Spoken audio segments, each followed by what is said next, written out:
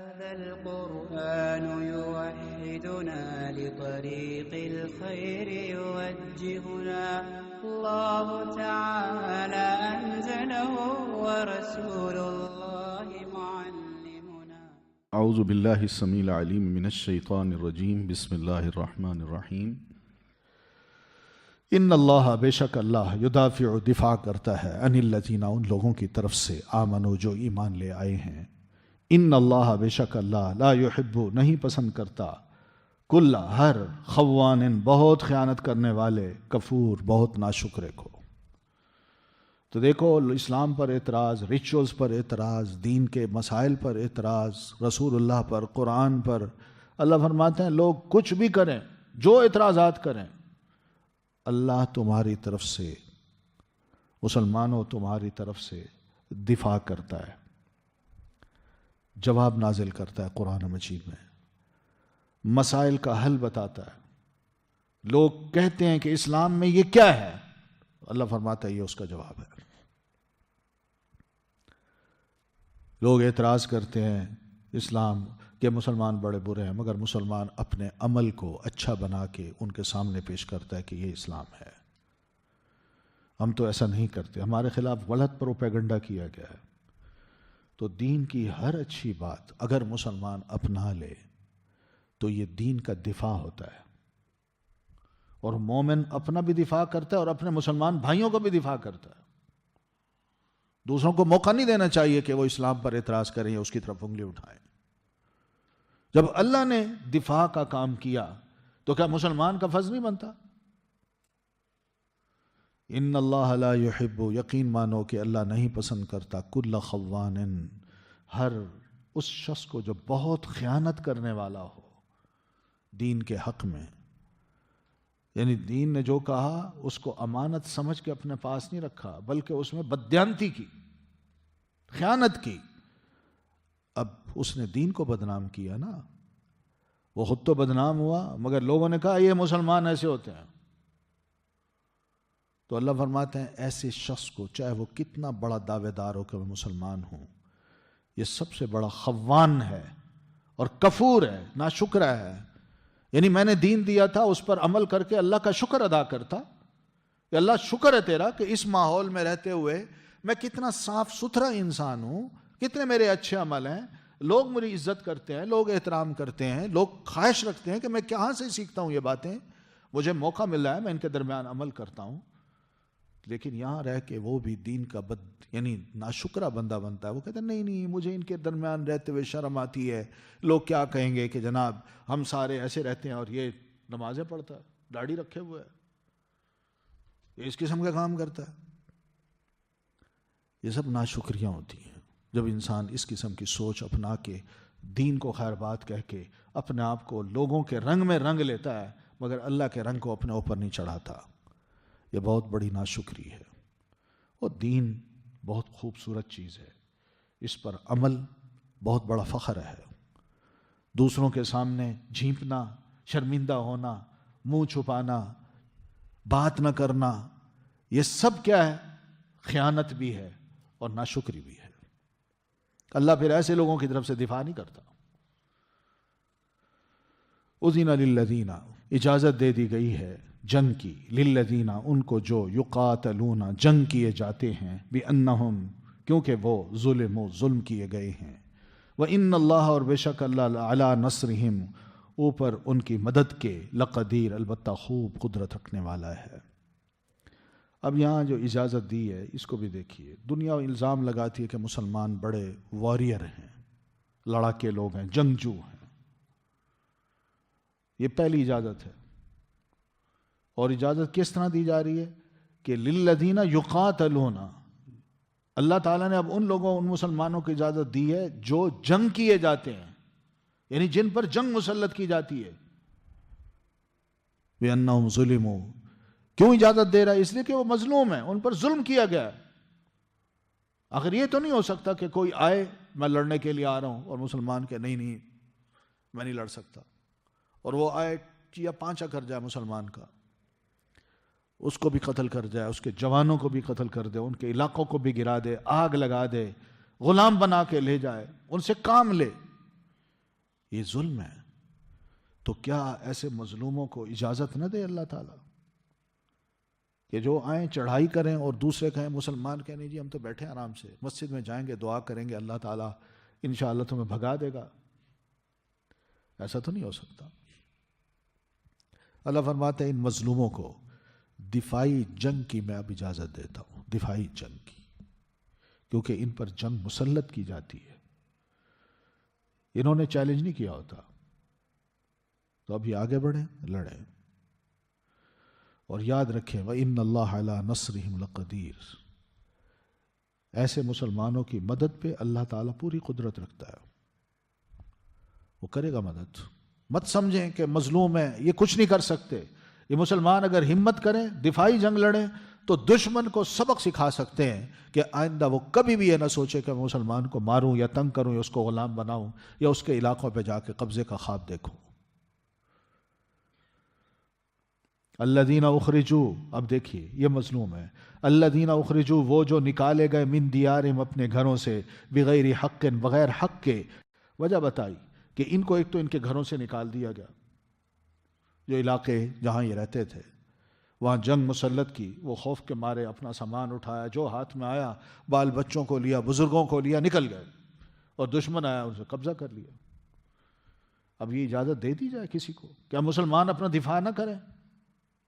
پھر ان کا قصور بھی نہیں ہے، بغیر حق، بغیر کسی حق کے، کوئی ان کا قصور نہیں ہے. دشمن آتا ہے گھبرا اور چیلنج کرتا ہے اور مسلمان نے ہتھا ہے، اس کو لڑائی کا حکم نہیں ہے اور وہ آتا ہے جو چاہے کر جائے. کیا اس کی اجازت دی جا سکتی ہے؟ کیا قصور ہے ان کا؟ کیا انہوں نے کوئی لوٹا ہے، کسی کو قتل کیا ہے، کسی کو مارا ہے؟ کوئی ایسا کام نہیں کیا. صرف ان کو اس لیے نکالا جاتا ہے کہ الا ان یقولوا آمنا اللہ، آمنا باللہ یا ربنا اللہ. صرف وہ یہ کہتے ہیں کہ ہمارا رب اللہ ہے. بس ایک اللہ کا نام لیں، دشمن کو غصہ آتا ہے. وہ کہتے ہیں ابن اللہ کو تسلیم کیوں نہیں کرتے؟ اللہ کی بیٹیوں کو کیوں نہیں مانتے؟ بتوں کو کیوں نہیں مانتے؟ ان وثنوں کو کیوں نہیں مانتے جن کے بت ہم نے اپنے دل میں بنا رکھے ہیں، جن کو خدائی کا درجہ دے رکھا ہے؟ ان کو کیوں نہیں مانتے؟ ایک اللہ کو کیوں مانتے ہو؟ تو ایک اللہ کو ماننے کا قصور ہوتا ہے ان کا، جس کی وجہ سے وہ آتے ہیں، چڑھائی کرتے ہیں اور مسلمانوں کو کہتے ہیں نکل جاؤ، جو قید ہوئے، جو مارے گئے، جنہوں نے جان بچائی وہ بچ کے بھاگ گئے. اب یہ ظلم ہے. تو اس لیے اللہ فرماتے ہیں میں اجازت دے رہا ہوں کہ ایسے مظلوم مسلمان اب ہتھیار اٹھائیں اور دشمن کا مقابلہ کریں. کیوں؟ وجہ یہ ہے کہ وَلَوْلَا دَفْعُ اللَّهِ النَّاسَ بَعْضَهُمْ بِبَعْضٍ، اگر اللہ تعالیٰ دور نہ کرتا لوگوں کو ان کے بعض کو ساتھ بعض کے، یعنی کچھ یہ گروہ ہیں کچھ یہ گروہ ہیں، یہ چڑھائی کرتا ہے یہ مظلوم ہے، یہ ظالم ہے یہ مظلوم ہے.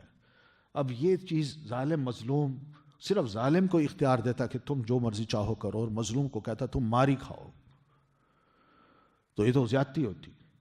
تو اس لیے اللہ تعالیٰ یہ اجازت دے رہا تاکہ یہ ایک دوسرے کے ساتھ لڑیں اور ایک دوسرے کو دور کریں، ظالم کو ظلم سے باز رکھیں اور چڑھائی کرنے والے کو روکیں، اور جو ظالم ہے اس کو سزا دیں. یہ اصول اگر اللہ تعالیٰ نہ بتاتا تو لہدمت صوامع، تو خانقاہیں جو ہیں جن میں راہب جو بیٹھتے ہیں الگ بیٹھ کے اللہ کی عبادت کرتے ہیں آبادی سے ہٹ کے، صومعہ کی جمع ہے صوامع، ٹھیک ہے نا، چھوٹی چھوٹی عبادت گاہیں پہاڑوں میں صحراؤں میں، بالکل چھوٹے سے ایک کمرہ بنا لیا، بس اس میں جا کے رہنا شروع کر دیا اللہ کی عبادت کی آبادی سے ہٹ کے، تو اس کو کہتے ہیں صومعہ، اس کی جمع ہے صوامع. وبیع، اور بیعہ کی جمع ہے بیع. بیع کہتے ہیں گرجے کو، جہاں اکٹھے ہوتے ہیں اہل علاقہ اور وہاں آ کے اللہ کی عبادت کرتے تھے پہلے. پھر وصلوات، اور اس طرح عبادت خانے، مختلف عبادت خانے ہوتے ہیں پہلے ہوتے تھے، تو یہ سب موجود ہوتے ہیں. پھر مسجدیں ہوتی ہیں. تو اگر یہ ایک دوسرے کا مقابلہ اللہ نہ کرواتا تو ظالم جو ہیں وہ مسلط ہو جاتے، تو پھر وہ کیا کرتے؟ ان خانقاہوں کو بھی نہ چھوڑتے، ان گرجوں کو بھی نہ چھوڑتے، عبادت گاہوں کو بھی نہ چھوڑتے، اور مسجدوں کو بھی نہ چھوڑتے۔ یہ سب وہ ہیں کہ یذکر فی اسم اللہ کثیرا، جس میں اللہ کا نام بکثرت لیا جاتا ہے۔ پھر یہ کوئی شے نہ رہتی، اور اللہ کا نام بھی نہ چلتا، نہ کوئی اللہ کو ماننے والا ہوتا، پھر یہ ظالم ہی بن جاتے، اور یہ نمرود، شداد اور فرعون جیسے لوگ مسلط ہو جاتے، یہ اپنی عبادت کرواتے۔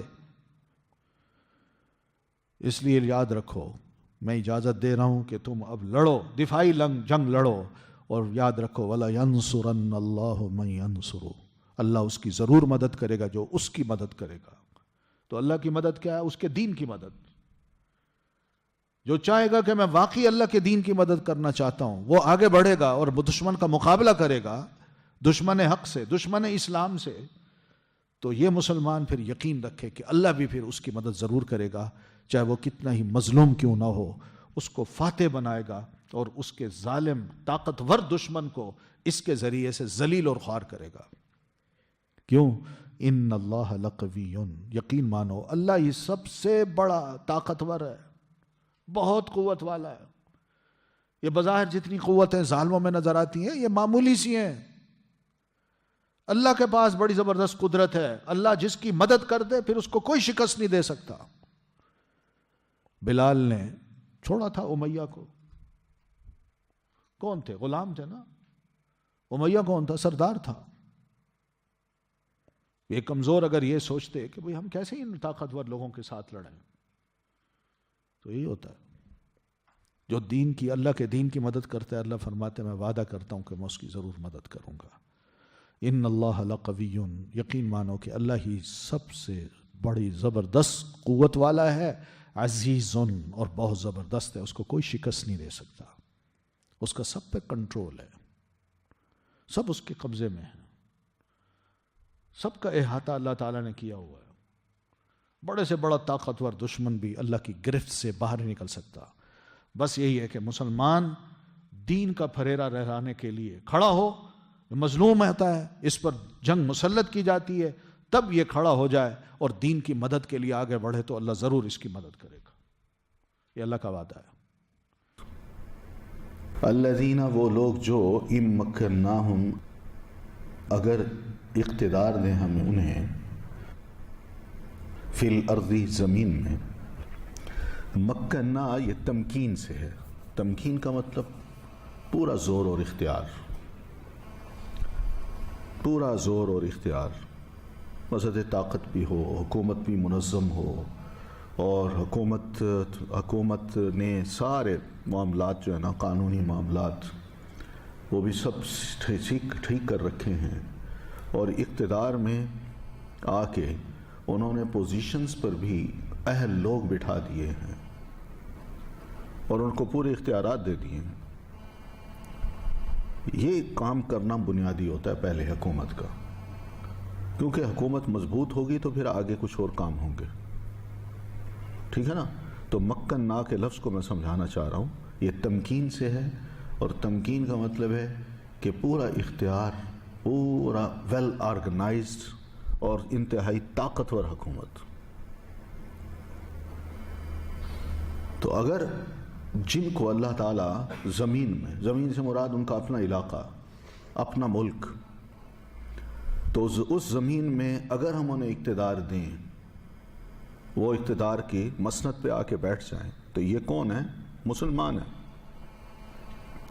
تو مسلمانوں کے حکمرانوں کو اللہ فرماتے ہیں اگر تمہیں ایسا اقتدار مل جائے جو بڑا مضبوط ہو، جس کو عام طور پر ہمارے ہاں کہا جاتا ہے میری کرسی بڑی مضبوط ہے، مراد یہ ہے کہ ایسا اقتدار ہو کہ جسے کوئی چیلنج نہ کر سکے، بیچ میں سازشی لوگ نہ ہوں، غدار اور بے ایمان نہ ہوں، مخلص لوگ ہوں، تو وہ اگر اپنی حکومت کو اس طرح آرگنائز کر لیں، پکا ان کا کنٹرول ہو جائے، تو پھر ان کا ایک کام یہ ہوگا کہ اقام الصلاۃ، وہ قائم کریں نماز۔ یہ نہیں ہو سکتا کہ اقتدار میں آتے ہی وہ پورے ملک میں ایک ایسا نظام نافذ کر دیں کہ یہ نماز قائم کرنی ہے بس آج کے بعد۔ کیوں؟ اس لیے کہ پبلک کو شعور ہی نہیں ہے، ہم یہی دیکھتے ہیں کہ صحابہ کرام جو ہیں اگر جن جن علاقوں میں گئے ہیں اور جا کے انہوں نے مصر ہو، شام ہو، عراق ہو، یمن ہو، ان علاقوں میں اگر انہوں نے اپنے ہاتھوں میں اقتدار لیا ہے تو اس طرح کا کام انہوں نے یہ نہیں کیا کہ عام حکم دے دیا اور پبلک کو کہ بھئی آج کے بعد سب نے 5 وقت کی نماز پڑھنی ہے، بلکہ جو جو مسلمان ہوتا گیا اس کو تعلیم دیتے گئے اور تعلیم کے ساتھ ساتھ اس کو نماز کے پابند بناتے گئے۔ تو اقامو کا مطلب یہ کہ وہ خود بھی نماز قائم کریں گے اور دوسروں کو بھی نماز قائم کرنے کا حکم دیں گے۔ اقاموا الصلاۃ وآتوا الزکاۃ، اور وہ ادا کریں زکوٰۃ، خود بھی زکوٰۃ دیں اور اپنے مسلمان بھائیوں سے بھی کہیں کہ وہ بھی زکوٰۃ دیں۔ وَأَمَرُوا بِالْمَعْرُوفِ، اور وہ حکم دیں معروف کا، نیکی کا۔ نیکی یعنی خود بھی نیکی کا حکم دیں، نیکی کریں، برائی کو اختیار نہ کریں، نیکی کو قبول بھی کریں اور نیکی خود بھی کریں اور دوسروں کو بھی نیکی کرنے کا حکم دیں۔ معروف کا مطلب ہے یہ کہ معاشرے میں ایسی چیز جو اخلاقی اعتبار سے گری ہوئی نہ ہو، دین کی کسی تعلیم سے مخالفت نہ کرتی ہو اور دین کی نظر میں وہ ایک عام سبھی کام ہو تو وہ بھی معروف ہے، نیکی کا کام ہے۔ مثال کے طور پر وہ اگر مسلمان آپس میں ملتے جلتے ہیں تو ایک حکمران آرام سے کہہ سکتا ہے کہ بھئی ملتے جلتے ذرا زور سے، پیار سے، محبت سے ایک دوسرے کو السلام علیکم کہا کرو، تو یہ معروف ہے۔ نماز کی تاکید کیا کرو، معروف ہے۔ اسی طرح اور اچھے اچھے کام ہیں، صدقہ و خیرات کیا کرو۔ کوئی تکلیف آ جاتی ہے تو اس کا یہ مطلب نہیں کہ انسان شور شرابہ کرے، ذرا صبر بھی کرو۔ یعنی اس طرح کی جو معروف باتیں ہیں ان کا وہ ایک دوسرے کو حکم بھی دیں، خود بھی کریں، اڈاپٹ کریں اس نیکی کو اور دوسروں کو بھی کہیں کہ تم نے معروف کا حکم دینا ہے۔ وَنَهُوا عَنِ الْمُنْكَرِ، اور وہ روکیں برائی سے، جو برے کام ہیں، گناہ کے کام ہیں، شیطانی کام ہیں، خود بھی رکیں اس سے اور دوسروں کو بھی روکیں، یہ ان کا کام ہوگا۔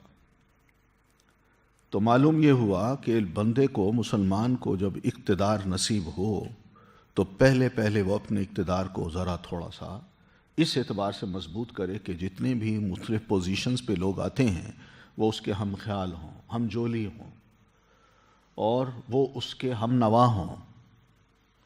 ایسا نہ ہو کہ غیروں کو بٹھا کے بعد میں جب کوئی بات کی جائے تو وہ مخالف بن جائیں یا سازشی ہوں۔ یہ بڑا ضروری ہے، اس لیے یہ پہلی بات ہے۔ مکن نام ہے، پھر سب مل جل کے یہ کوشش کریں کہ نماز کا قیام اور اسی طرح اقامت صلاۃ، ایتاء زکوٰۃ، امر بالمعروف اور نہی عن المنکر، یہ کرنا ہے۔ وَلِلَّهِ عَاقِبَةُ الْأُمُورِ، اور اللہ ہی کے لیے انجام سب کاموں کا۔ کیا مطلب؟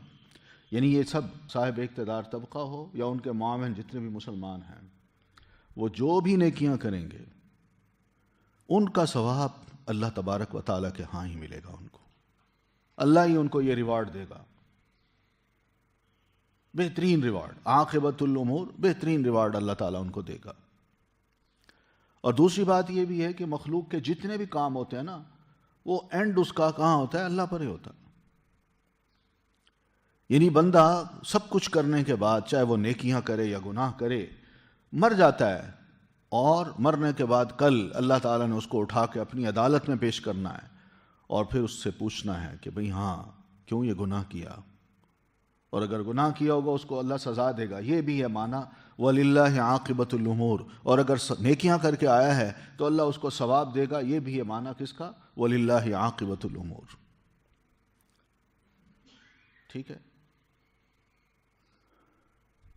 تو صحیح بخاری میں نبی علیہ الصلاۃ والتسلیم فرماتے ہیں، ایک حدیث ہے جو امام بخاری رحمۃ اللہ علیہ نے کوٹ کی ہے کہ آپ صلی اللہ علیہ وسلم فرماتے ہیں من احسن فی الاسلام لم یؤاخذ بما عمل فی الجاہلیہ، جو شخص اسلام قبول کرنے کے بعد اپنی نیکیاں اخلاص سے کرتا ہے تو اللہ تعالیٰ جاہلیت کے اس کے جتنے بھی گناہ ہیں نا ان کے بارے میں اس سے مواخذہ نہیں کرے گا، پوچھے گا نہیں کہ تم نے یہ کام پہلے کیوں کیے تھے، کیونکہ اب اسلام لا چکا، اسلام لانے کے بعد وہ مخلص ہو گیا، اب اس اخلاص کی وجہ سے اس نے چند کام بھی کیے ہیں نا، تو اللہ تعالیٰ ان کو قبول کر کے اس کے پچھلے گناہ کا مواخذہ بالکل نہیں کرے گا۔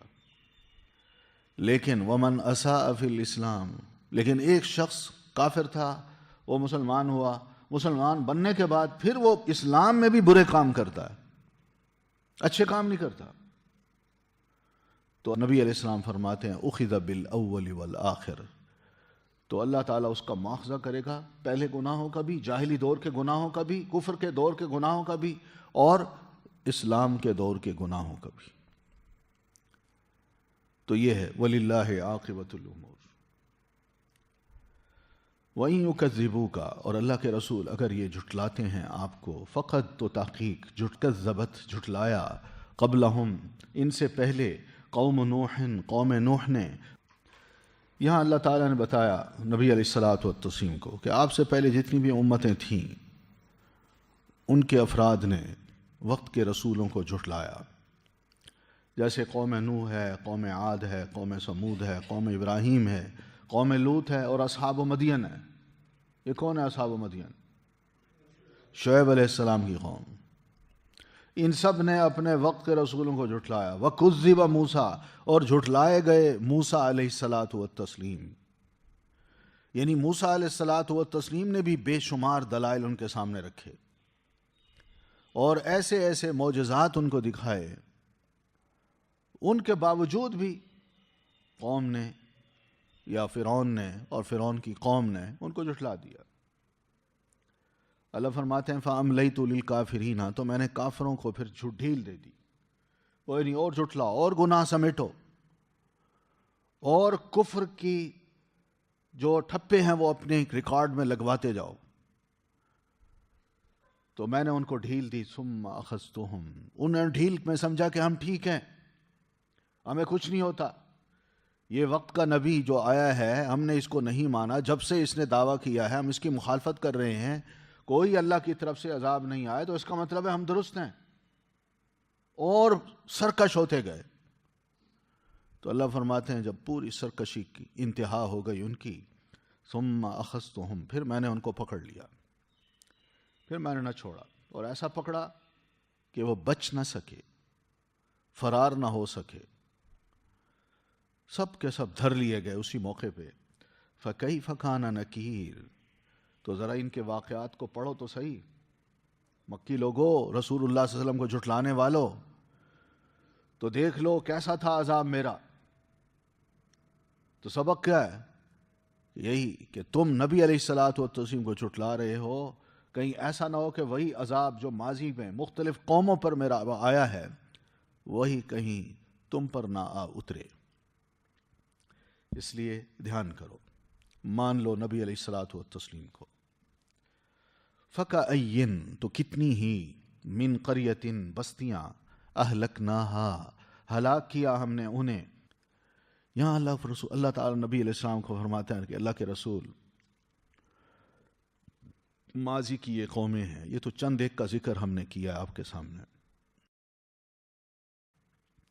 ورنہ انسانوں کی تاریخ میں بے شمار ایسی بستیاں ہیں جن کے لوگوں نے اپنے وقت کے رسول اور نبی کو جھٹلایا، تو ہم نے ایک ایک بستی کو ہلاک کر دیا۔ کتنی ہی کا مطلب یہ کہ تم شمار ہی نہیں کر سکتے ان کو۔ یہ نہیں ہے کہ صرف یہ جو چند ایک بستیوں کو میں نے ذکر کیا وہی ہیں۔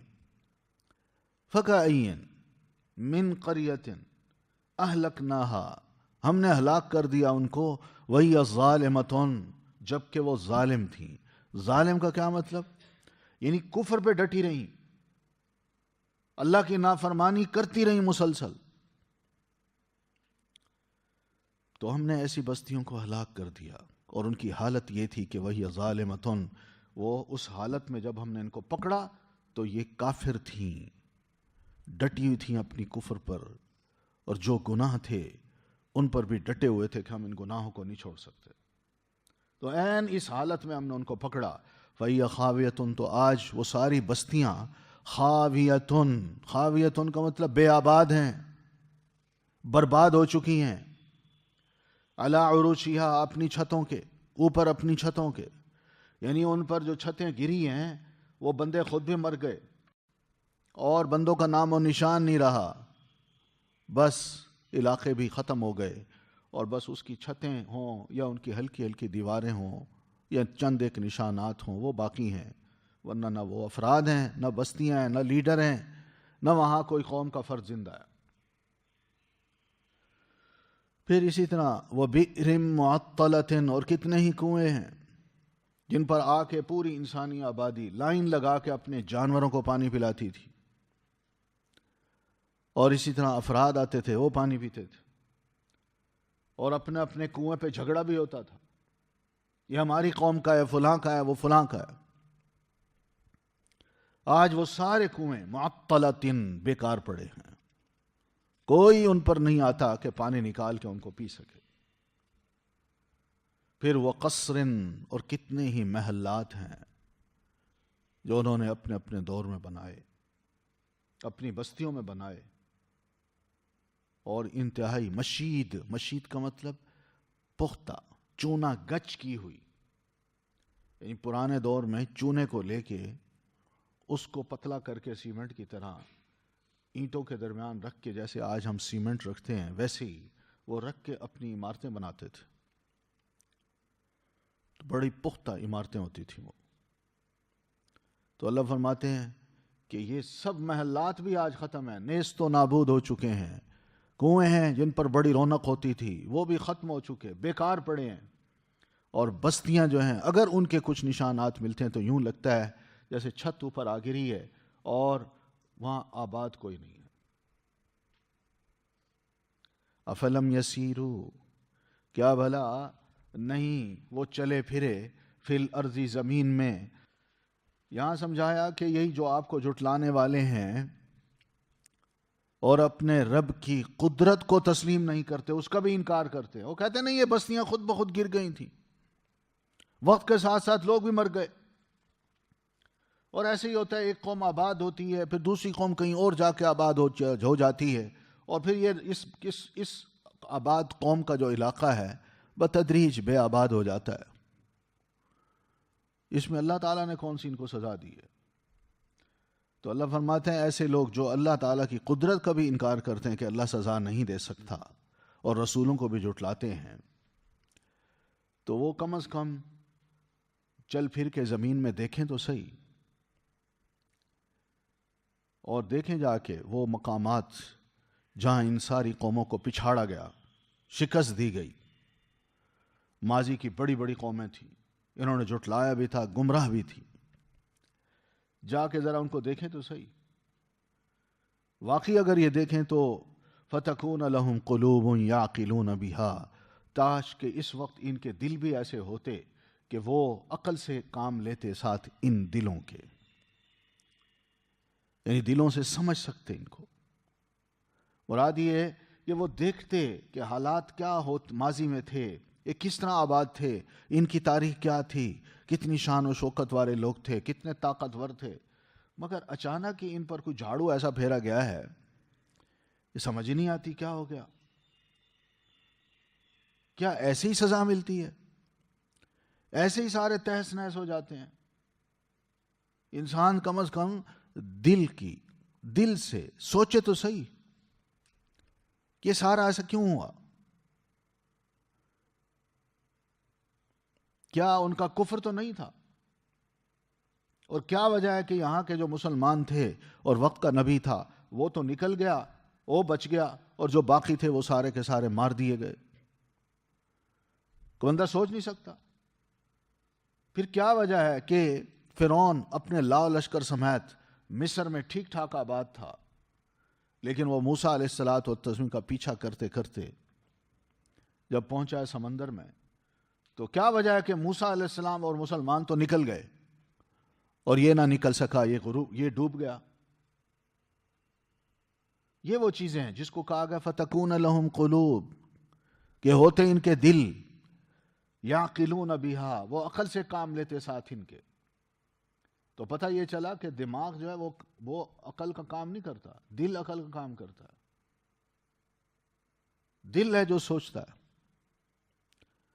یہ تو دماغ کا تعلق دل سے ہے، تو دل ہی ہے اصل جگہ. ورنہ یہ جھگڑا کچھ عرصہ تک تھا کہ نہیں، دل ایک الگ چیز ہے، دماغ الگ چیز ہے. دماغ سوچتا ہے، دل کا اس سے کوئی تعلق نہیں. مگر قرآن مجید نے 1500 سال پہلے یہ بات کہی تھی. اب مانتے ہیں،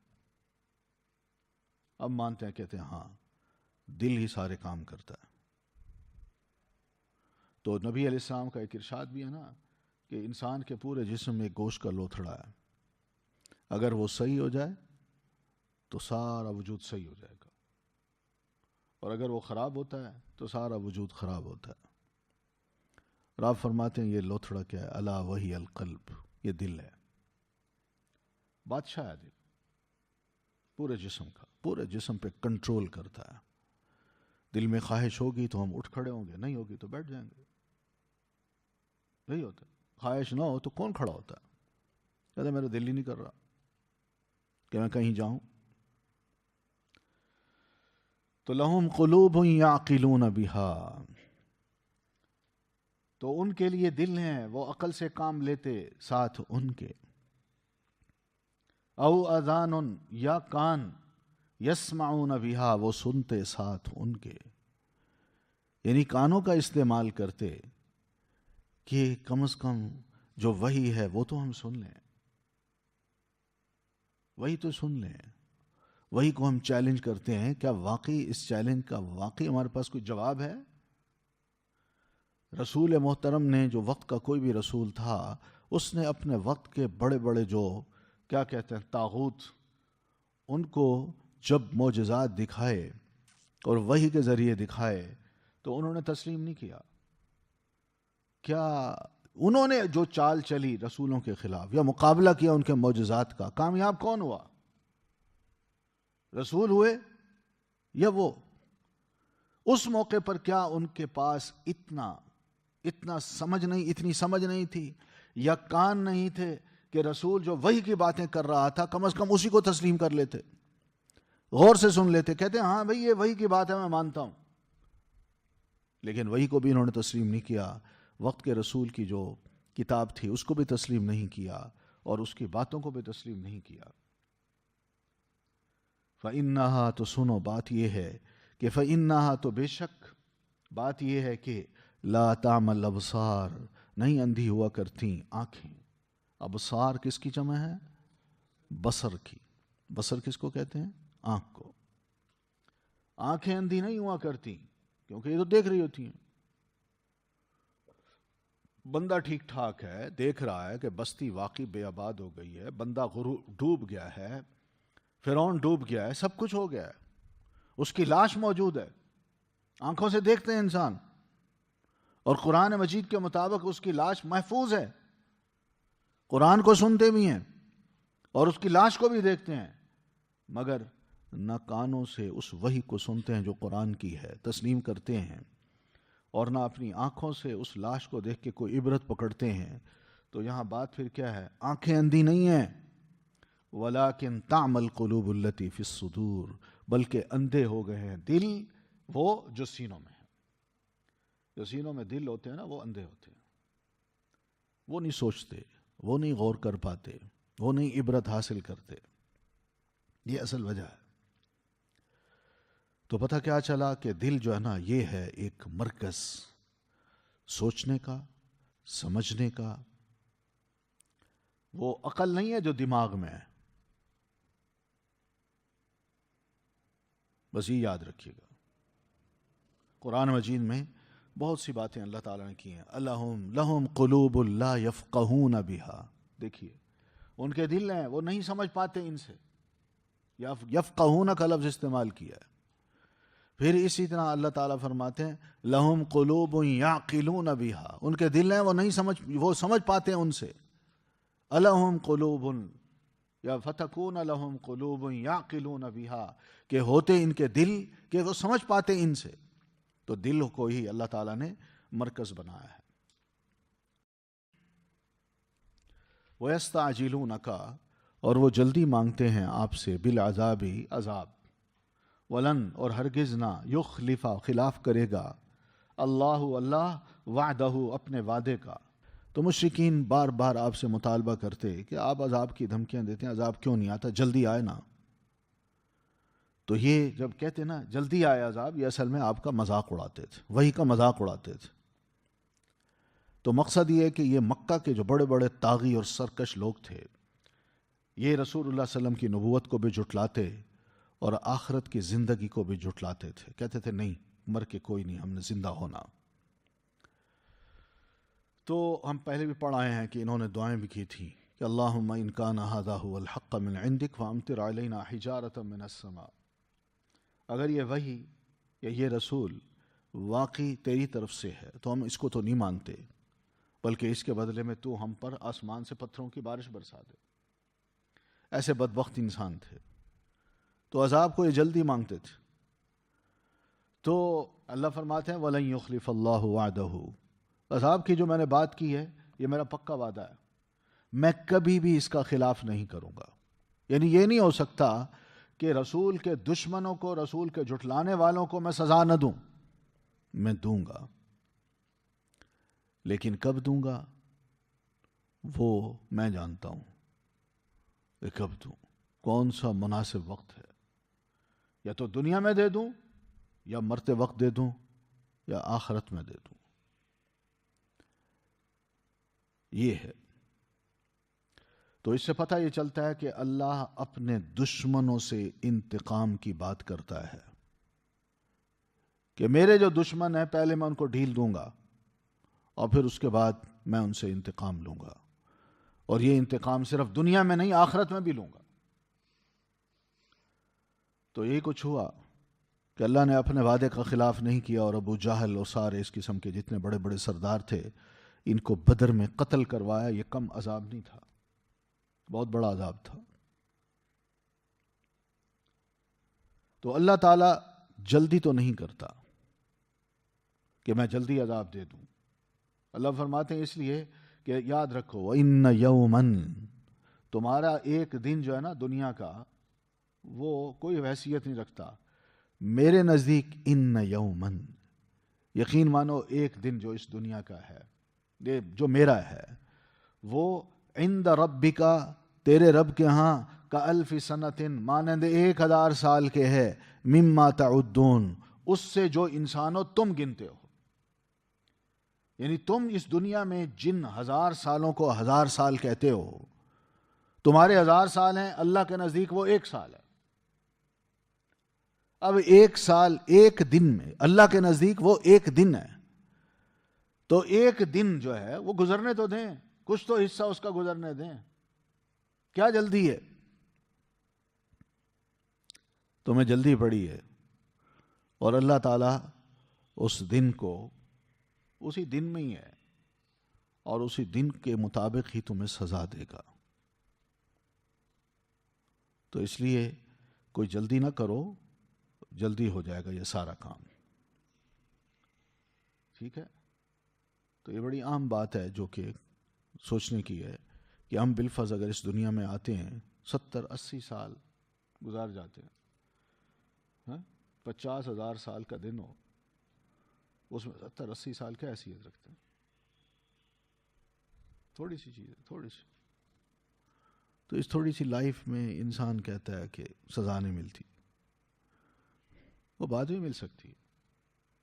ابھی پورا دن تو گزرنے دو, ابھی تو دن کی, یعنی اس امت کا جو دن ہے ابھی تو چڑھا ہی نہیں,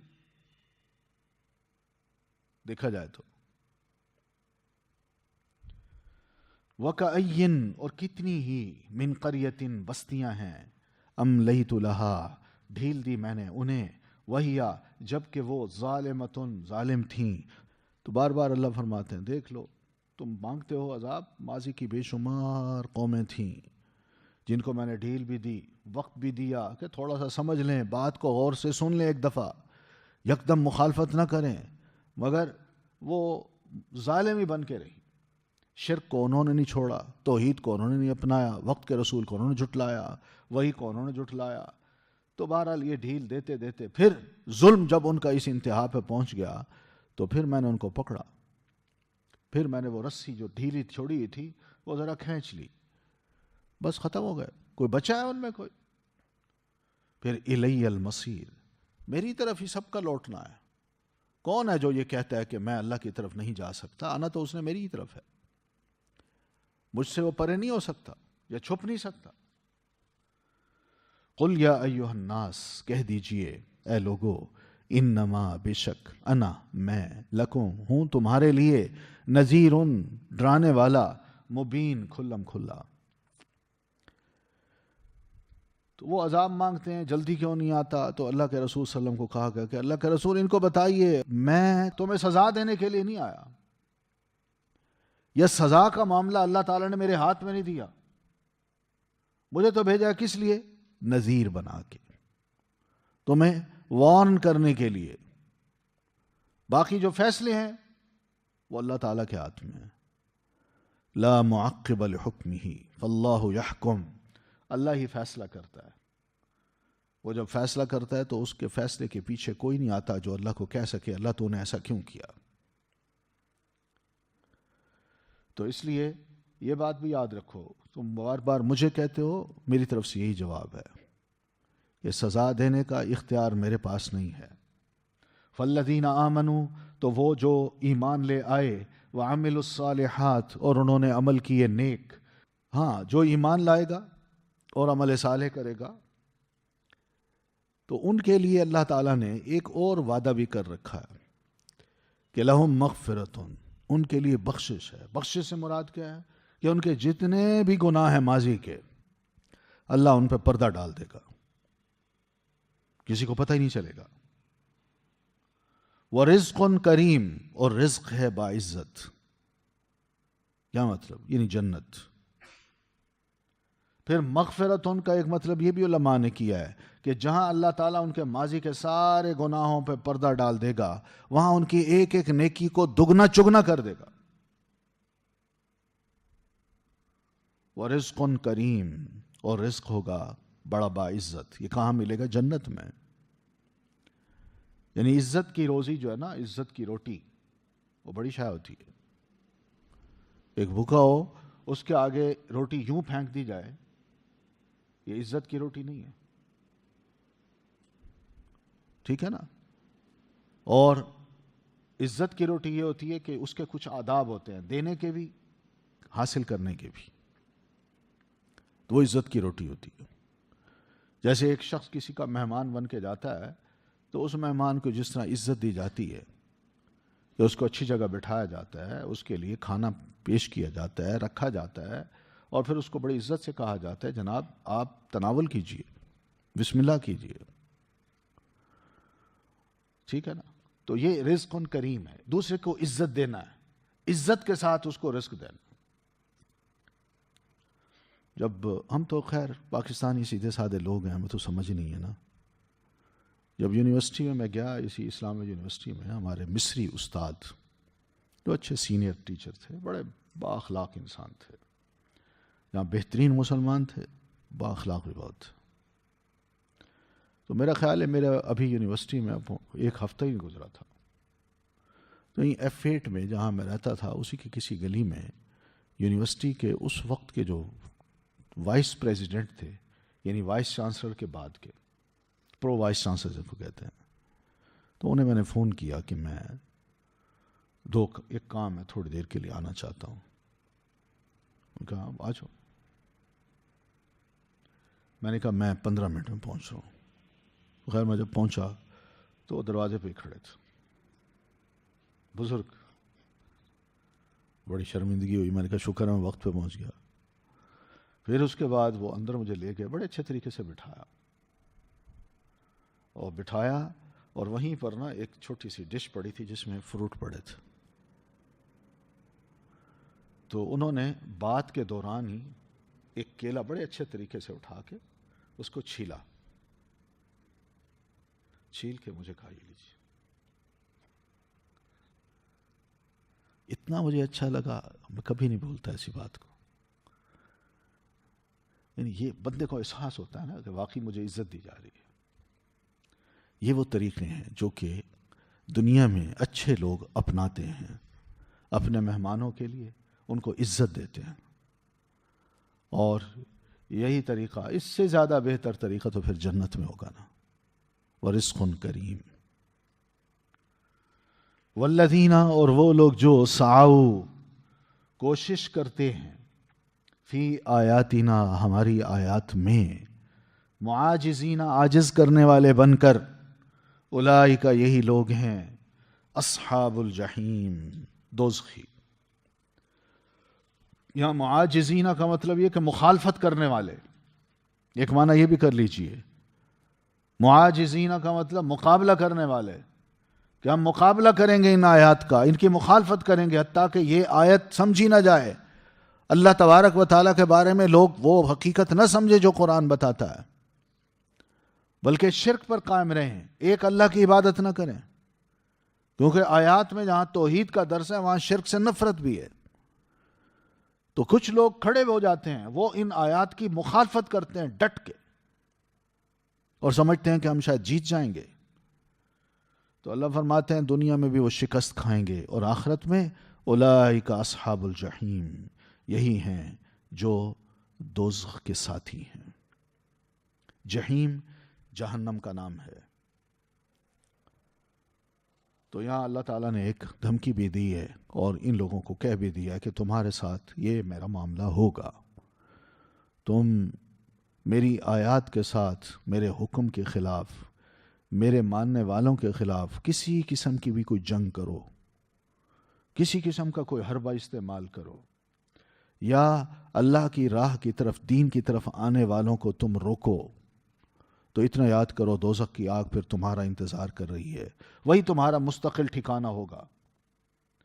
وما ارسلنا، اور نہیں بھیجا ہم نے، من قبل کا، آپ سے پہلے، من رسول، کوئی رسول. یہاں اللہ تعالیٰ نے بتایا کہ میں نے جتنے بھی رسول بھیجے، جتنے بھی نبی بھیجے، لوگ یہ بات یاد رکھیں کہ جب بھی کسی نبی اور رسول نے اذا تمنا، تمنا کا مطلب پڑھا، اس نے بات کی، وہی کی بات، وہی کو پڑھا اس نے، چاہے نماز میں وہ لاؤڈلی پڑھے یا نماز کے علاوہ کہیں بھی وہ بات کرے، وہی کی بات کرے. تو جب بھی الا اذا تمنا، جب بھی اس نبی نے پڑھا یا بات کی، القى الشیطان، ڈال دیا شیطان نے، فی امنیتہ، اس کے پڑھنے میں کچھ، بریکٹ میں آگے لکھ لیجئے کچھ، کہ شیطان وہ کیا کرتا ہے، وہ نبی جب بولتا ہے، نبی کچھ پڑھتا ہے وہی کو، یا وہی کے مطابق بات کرتا ہے، تو شیطان جو ہے نا وہ چاہتا ہے کہ اس کی بات کا اثر لوگوں پر الٹا پڑے، لوگ اثر نہ لے پائیں، انہیں وسوسوں میں ڈال دوں، انہیں شک میں ڈال دوں. تو شیطان کیا کرتا ہے، اس کے پڑھنے میں اپنی بھی کچھ بات ڈال دیتا ہے، تاکہ لوگ جو ہے نا وہ کنفیوز ہو جائیں، ان پر صحیح بات ظاہر ہی نہ ہو. یہ شیطان کی کوشش ہوتی ہے. آج بھی دیکھ لیں کہ رسول اللہ صلی اللہ علیہ وسلم نے کتنی ہی گفتگو کی ہے، احادیث آپ نے بیان کی. قرآن مجید کو تو لوگ بدل نہیں سکے، بدلنے کی کوشش بھی اگر کرتے ہیں تو قرآن ان کو چیلنج دیتا ہے کہ لاؤ اس جیسا، اور الحمدللہ اس کی حفاظت تو اللہ تعالیٰ نے کر لی. مگر نبی علیہ الصلاۃ والتسلیم کی جو گفتگو ہے، جس کو ہم حدیث رسول کہتے ہیں، اس حدیث رسول میں دیکھیے، آپ اس کی سائنس کو آپ پڑھ رہے ہیں نا، اصول حدیث پڑھ رہے ہیں نا، تو اصول حدیث کو آپ دیکھیں، واقعات سنیں، تو پتہ یہ چلتا ہے کہ رسول اللہ صلی اللہ علیہ وسلم کی احادیث کو بھی نہیں چھوڑا گیا. شیطان نے وہاں بھی کوئی نہ کوئی اپنے بندے کھڑے کیے ہیں، اور انہوں نے احادیث گھڑ دی، جھوٹ پھیلا دیا اللہ کے رسول کے نام سے، واقعات ایسے بتا دیے، معجزات ایسے بتا دیے جن کا نہ کوئی سر ہے نہ پاؤں ہے، اور پھر یہی وتیرہ بعد کے لوگوں کے بارے میں بھی اختیار کر لیا. مبالغہ آرائی ہے تو رسول اللہ صلی اللہ علیہ وسلم کے بارے میں انتہا تک، اور توہین ہے تو وہ بھی انتہا تک. یہ سب شیطان ہے، شیطان جو رسول کے پڑھنے میں، رسول کے بات کرنے میں کچھ اپنی بات ڈال دیتا ہے، تاکہ لوگ جو ہے نا وہ بات ہی کو نہ سمجھ سکیں. سمجھ رہے ہیں؟ تو اس سلسلے میں ایک بہت عجیب سی حدیث ہے جو گھڑی گئی اور نبی علیہ الصلاۃ والتسلیم پر چشمہ کر دی گئی.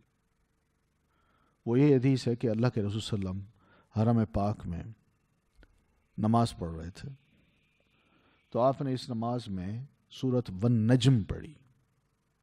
والنجم اذا ہوا ما ضل صاحبکم وما غوا وما ينطق عن الهوى ان هو الا وحی یوحی. آپ یہ پڑھتے گئے اور جتنے بھی مکی لوگ طواف کر رہے تھے وہ رک گئے، سنتے رہے. اب ظاہر ہے اس کا ایک اثر ہو رہا ہے، آپ تلاوت کر رہے ہیں، پڑھ بھی رہے ہیں، اور لوگ جو ہے نا باہر سے بھی آئے ہوئے مکی لوگ بھی وہ سارے سن بھی رہے ہیں، اثر لے رہے ہیں اس کا. اچھا، اسی دوران جب بات آئی افرائیتم اللات والعزی ومناۃ الثالثۃ الاخری، یہ بات جب آئی تو شیطان نے یہاں پہ ایک دو کلمے چھوڑ دیے. کلمے کیا چھوڑے؟ کہ تلک الغرانیق العلا وان شفاعتہن لترتجی. یہ بڑے بلند ہستیاں ہیں جو بت ہیں، ان کی شفاعت کی واقعی امید کی جا سکتی. اب نبی علیہ السلام نے یہ نہیں پڑھے، لیکن لوگوں نے سن لیے، شیطان نے وہاں بول دیا. تو نتیجہ کیا نکلا کہ لوگوں نے کہا لیجئے جی یہ بھی قرآن کا حصہ ہے. حدیث ضعیف ہے لیکن آج جو پڑھتے ہیں وہ کہتے ہیں یہ بھی قرآن کا حصہ ہے، پھر اس پہ آرٹیکل لکھتے ہیں. پھر ہمارے ہاں جو ضعیف احادیث کو ماننے والے ہیں وہ بھی اس کو کسی نہ کسی طریقے سے کہتے ہیں صحیح ہے صحیح ہے. یہ ہے شیطانی کام کہ شیطان نے ایک بس فیلر چھوڑا، لوگوں نے سن لیا کہ آواز کیا تھی، یہ بھی تو آخر کوئی قرات تھی نا، ہم نے سنی. حالانکہ ضعیف حدیث ہے، میں پہلے بتا چکا ہوں یہ ضعیف حدیث ہے، ضعیف سے بھی گئی گزری ہے. بلکہ یوں سمجھیے کہ اس دور کے جو سیکولر لوگ تھے، جو نہ وحی کو مانتے تھے نہ رسول اللہ صلی اللہ علیہ وسلم کو مانتے تھے، انہوں نے اس قسم کی احادیث کو گھڑ کے احادیث کے اندر یہ فتنہ پیدا کر دیا. لیجئے جی اس قسم کی احادیث کو ہم مانیں یا اگر ان دونوں جملوں کو مان لیں تو پھر کیا بات بڑھتی ہے؟ وہ بات یہ بھی بڑھے گی کہ سارا قرآن ہی ایسا ہے کہ اگر اس کو قرآن کی آیت بتا دیا جائے جبکہ آپ نے نہیں کہا اور لوگ اس کو مانتے ہیں اور حدیث ہے، تو اس کا مطلب ہے پھر سارا قرآن مشکوک ہے. یہ حالت ہے، لوگ ایسے کرتے ہیں. تو حدیث میں بتا چکا ہوں کہ یہ بالکل جھوٹی حدیث ہے، اور رسول اکرم صلی اللہ علیہ وسلم نے کوئی ایسے لفظ نہیں کہے.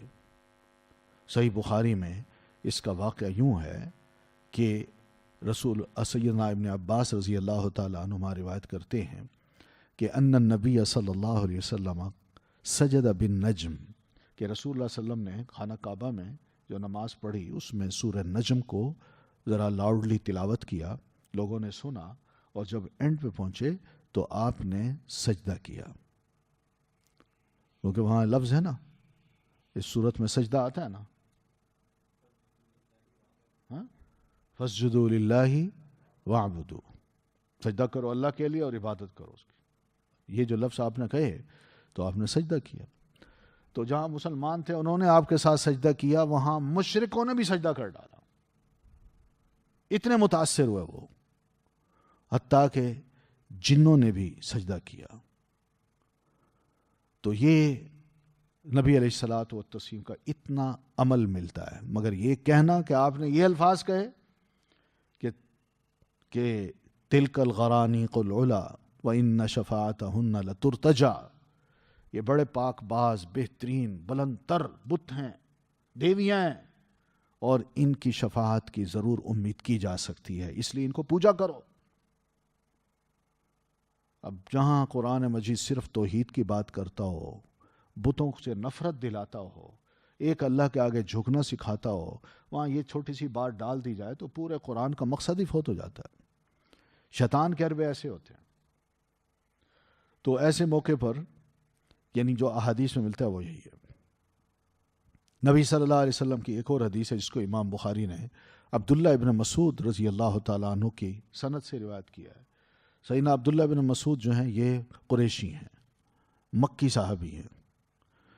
تو یہ نبی علیہ الصلاۃ والتسلیم نے جس وقت نبوت کا دعویٰ کیا تو آپ کو شروع میں قبول کرنے والوں میں یہ بھی شامل ہیں۔ تو عبداللہ خود یہ روایت کرتے ہیں کہ نبی علیہ الصلاۃ والتسلیم نے مکہ میں سورہ نجم کو پڑھا، آپ نے اس سجدہ کیا، وسجد معہ، اور جو بھی آپ کے ساتھ تھے انہوں نے بھی سجدہ کیا، غیر شیخن، سوائے ایک شیخ نے، ایک بزرگ نے جو وہاں موجود تھا۔ اس نے کیا کیا؟ اخذ کفن من حصا، وہاں موجود فرش پہ موجود جو چھوٹے چھوٹے کنکر تھے اس کو ایک ہتھیلی میں اس نے لیا، کنکروں کو یا مٹی کو لیا، فرفع الی جبہتی، تو وہ اس نے کیا کیا کہ اس ہتھیلی کو اپنے پیشانی کے قریب لے آیا اور بس وہاں پیشانی رکھ دی اور کہنے لگا کہ بس میرے لیے اتنا ہی کافی ہے، یکفینی ھذا، میں اس طرح نہیں جھک سکتا۔ تو عبداللہ بن مسعود فرماتے ہیں کہ فرأیت بعد ذالک، فرأیتہ بعد ذالک قتل کافرا، اس شخص کو میں نے بعد میں دیکھا تھا جو کفر کی حالت میں قتل کر دیا گیا تھا۔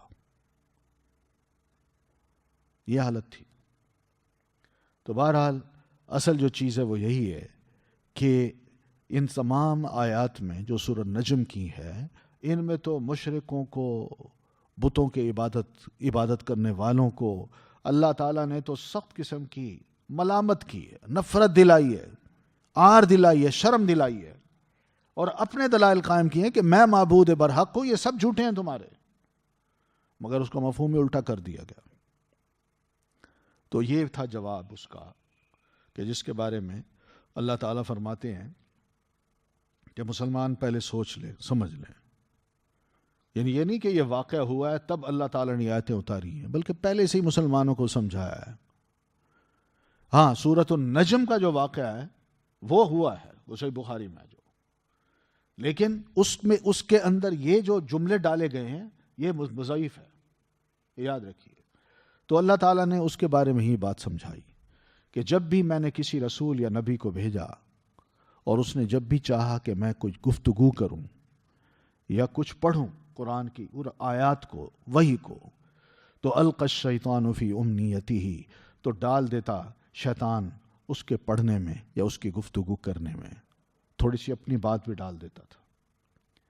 یہ ہوتا ہے، آج بھی دیکھ لیں، وہ لیڈر کوئی بیان دیتا ہے تو دوسرے دن وہ خود تردید کر رہا ہوتا ہے، کہتے میں نے تو یہ نہیں کہا تھا، ہوتا کہ نہیں؟ تردید کر رہا ہوتا ہے، میں نے کہا ہی نہیں، لیکن اخبارات بڑے زور شد و مت سے لکھ رہے ہوتے ہیں، بڑی لیڈنگ خبر ہوتی ہے۔ تو یہ سب چیزیں ہوتی ہیں۔ شیطان یہ چاہتا ہے کہ کسی کی بات کو، رسول کی بات کو میں کسی طرح گول مول کر دوں اور لوگ سمجھ نہ سکیں، کنفیوز ہو جائیں۔ فَيَنْسَخُ اللَّهُ، تو مٹا دیتا ہے اللہ تعالیٰ، ما اسے جو یلقی الشیطان ڈالتا ہے شیطان۔ تو اللہ تعالیٰ کیا کرتا ہے؟ وہی اتار کے شیطان کی ڈالی ہوئی بات کو مٹا دیتا ہے، ختم کر دیتا ہے۔ سمجھ آ رہی ہے نا؟ یعنی اللہ تعالیٰ وہی نازل کر کے مسلمانوں کو آگاہ کر دیتا ہے کہ یہ شیطان ہے، یہ اس کی بات تھی، وہ چاہتا ہے کہ میں مسلمانوں کے اندر اس طرح کی باتیں چھوڑ دوں کہ وہ حقیقت کو نہ سمجھ سکیں، وحی کے بارے میں مشکوک ہو جائیں، رسول کے بارے میں بھی بدگمان ہو جائیں۔ تو اللہ تعالیٰ کیا کرتا ہے؟ وہی نازل کر کے اس کے اس حربے کو ناکام کر دیتا ہے۔ ثم یحکم اللہ آیاتہ، پھر مضبوط کر دیتا ہے اللہ اپنی آیات کو، اور اپنی آیات کو اللہ تعالیٰ پکا بنا کے قرآن مجید کے اندر نازل کر کے اس کو لکھوا کے مسلمانوں کے سینوں کے اندر اس کو جمع کروا کے، حفظ کروا کے اپنی آیات کو مضبوط کر دیتا ہے۔ پھر شیطان اس میں کوئی اور بات نہیں ڈال سکتا۔ الحمدللہ یہ باتیں اتنی اچھی ہیں کہ جس مسلمان نے بھی قرآن مجید حفظ کیا ہوا ہے، اگر اس کے آگے امام کھڑے ہو کے کچھ قرات کر رہا ہو، وہ غلطی بھی کرے نا معمولی سی، یہ دل کے اندر اتنی مضبوط آیت بیٹھی ہوتی ہے کہ وہ فوراً اس کی اصلاح کر دیتا ہے، لقمہ دیتا ہے اس کو۔ کہ امام صاحب نہیں، زبر نہیں ہے، زیر ہے، زبر زیر کو بھی نہیں چھوڑتے. یہ ہے وہ ثم یحکم اللہ آیاتی. اب شیطان کا حربہ یہاں کیسے چلے گا؟ دیکھا جائے تو بہرحال شیطانی حربے جو ہیں ہر دور میں رہے ہیں، حق کو دبانے کے لیے اور حق کو گڑمٹ کرنے کے لیے، باطل کو حق کے ساتھ ملانے کے لیے وہ سارے حربے استعمال کرتا ہے. مگر اللہ قرآن مجید میں اپنی آیات نازل کر کے اس باطل کو مٹا دیتا ہے اور پھر ان آیات کو مسلمانوں کے سینوں میں بڑی مضبوطی کی حد تک جما دیتا ہے تاکہ شیطان کا کوئی حربہ کامیاب نہ ہو. واللہ علیم، اور اللہ خوب علم رکھنے والا ہے. اللہ کو بتایا، کیا بتایا کہ کس کس کے دل میں بیماری ہے، کون شیطان کا آلہ کار بن چکا ہے اور کون واقعی میری آیات کو دل و جان سے تسلیم کر چکا ہے. اور حکیم، خوب حکمت والا ہے. یعنی شیطان کے جتنے بھی حربے ہیں اللہ ان کو ناکام کرنے کے طریقے بھی جانتا ہے، اور اہل ایمان کو بھی شیطان کے شکنجے میں یا شیطان کے جال میں پھنسنے سے بچاتا ہے. وہ حکیم بھی ہے. لیجعل، تاکہ وہ بنا دے، ما اسے جو یلقی ڈالتا ہے، الشیطان و شیطان. تو شیطان کیا کرتا ہے؟ اپنے ساتھیوں کے دلوں میں یہ فتنہ ڈال دیتا ہے، آزمائش ڈال دیتا ہے کہ مت قبول کرو اس کو، شک کرو قرآن کے بارے میں، رسول کی باتوں میں شک کرو. شیطان کا اپنا حربہ اگر کامیاب ہوتا ہے تو ان لوگوں کے دلوں پر ہوتا ہے جن کے دلوں میں بیماری ہے، منافق ہیں جو، وہ اس کی باتوں کو قبول کرتے ہیں. وہ کہتے ہیں ہاں یار یہ بات ٹھیک کر رہا ہے، کہ رسول اللہ صلی اللہ علیہ وسلم کی یہ بات کیسے قبول کی جا سکتی ہے؟ حدیث رسول کو کیا اللہ کے رسول صلی اللہ علیہ وسلم نے واقعی ایسی باتیں کہی ہیں؟ اور اگر آپ نے کہی تھیں تو ان کو کہاں ریکارڈ کیا گیا؟ اور اگر زبانی روایت کیا جاتا ہے تو اس کا مطلب ہے اس میں لفظی چینج ہو گئے. بس یہ شیطان اس طرح کی بات دلوں میں ڈال کے ایسے لوگوں کے دلوں کو جن کے دلوں میں بیماری ہے ان میں ایک فتنہ ڈال دیتا ہے، ان کو آزمائش میں ڈال دیتا ہے کہ اب تم میرے جال میں پھنس گئے ہو، اب تم آہستہ سے آسانی سے نکل نہیں سکتے. اب میں جو کہوں گا وہ یہی ہوگا کہ تم ہر حدیث پہ، رسول کی ہر بات پہ، وحی کی ہر بات پہ شک کرو، ڈاواڈول رہو. اور پھر دوسرے وہ کہ والقاسیۃ قلوبہم، اور سخت ہیں دل ان کے، یعنی جن کے دل اتنے سخت ہو چکے ہیں کہ جو اللہ پر ایمان نہیں لانا چاہتے. اللہ تعالیٰ ان کو بار بار سمجھا رہا ہے، ان کو بتا رہا ہے کہ کفر کا بڑا بھیانک انجام ہے، مگر ان کے دل نرم نہیں ہوتے، خوف زدہ نہیں ہوتے، بلکہ وہ اللہ پر، اللہ کے ساتھ شرک کرتے ہیں، ڈٹے ہوئے ہیں اس پہ.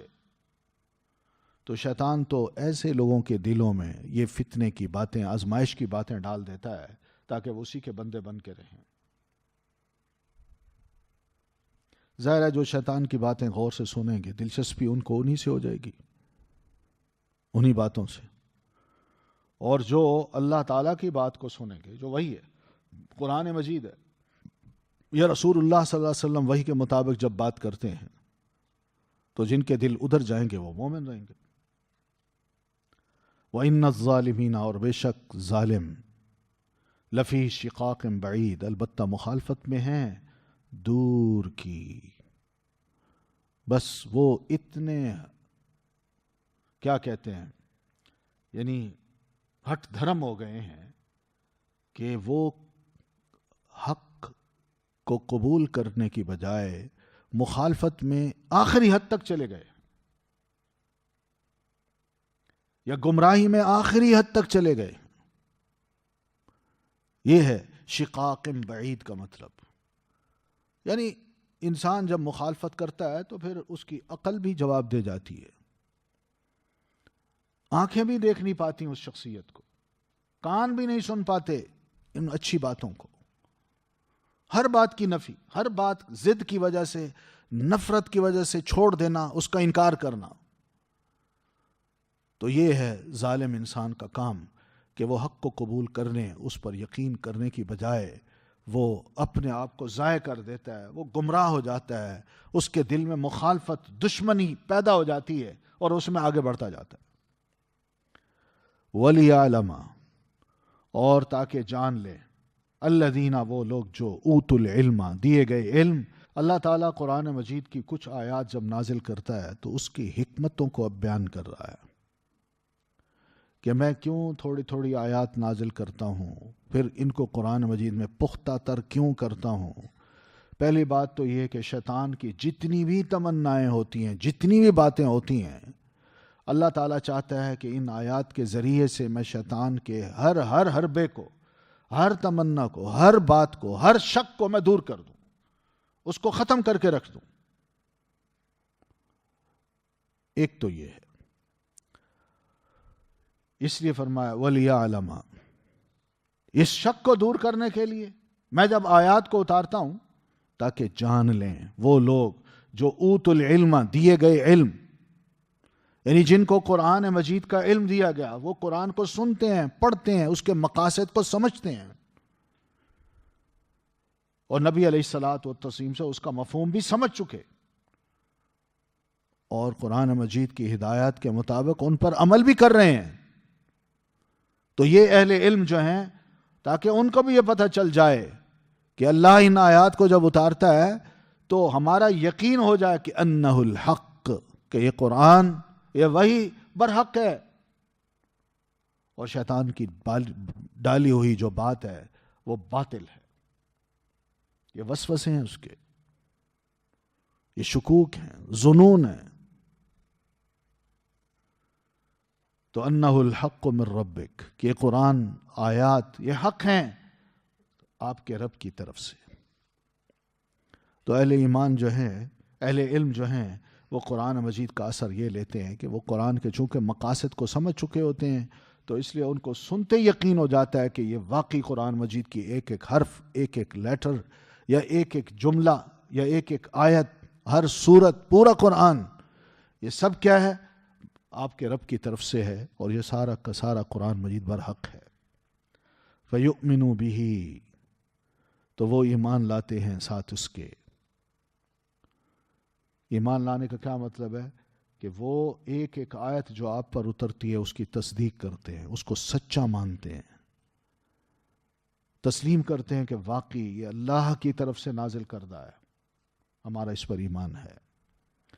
فَتُخْبِتَ لَهُ قُلُوبُهُمْ، تو جھک جاتے ہیں اس کے لیے دل ان کے، عاجزی کرتے ہیں اس قرآن کے لیے دل ان کے، پھر قرآن جو کہتا ہے مان لیتے ہیں، وہ ایمان بھی لے آتے ہیں اور عمل بھی کرنے کا شوق ان کے اندر پیدا ہو جاتا ہے، ان کے دل بھی تصدیق کرتے ہیں اور زبان بھی اس کا اقرار کرتی ہے۔ فَتُخْبِتَ لَهُ قُلُوبُهُمْ، تو عاجز بن جاتے ہیں اس قرآن کے لیے دل ان کے۔ یہ علم ہو تو پھر قرآن کا یہ اثر بھی ہوتا ہے۔ وَإِنَّ اللَّهَ، اور بے شک اللہ، لَهَادِي، البتہ راہ دکھانے والا ہے، الَّذِينَ، ان کو جو آمنوا، ایمان لے آئے۔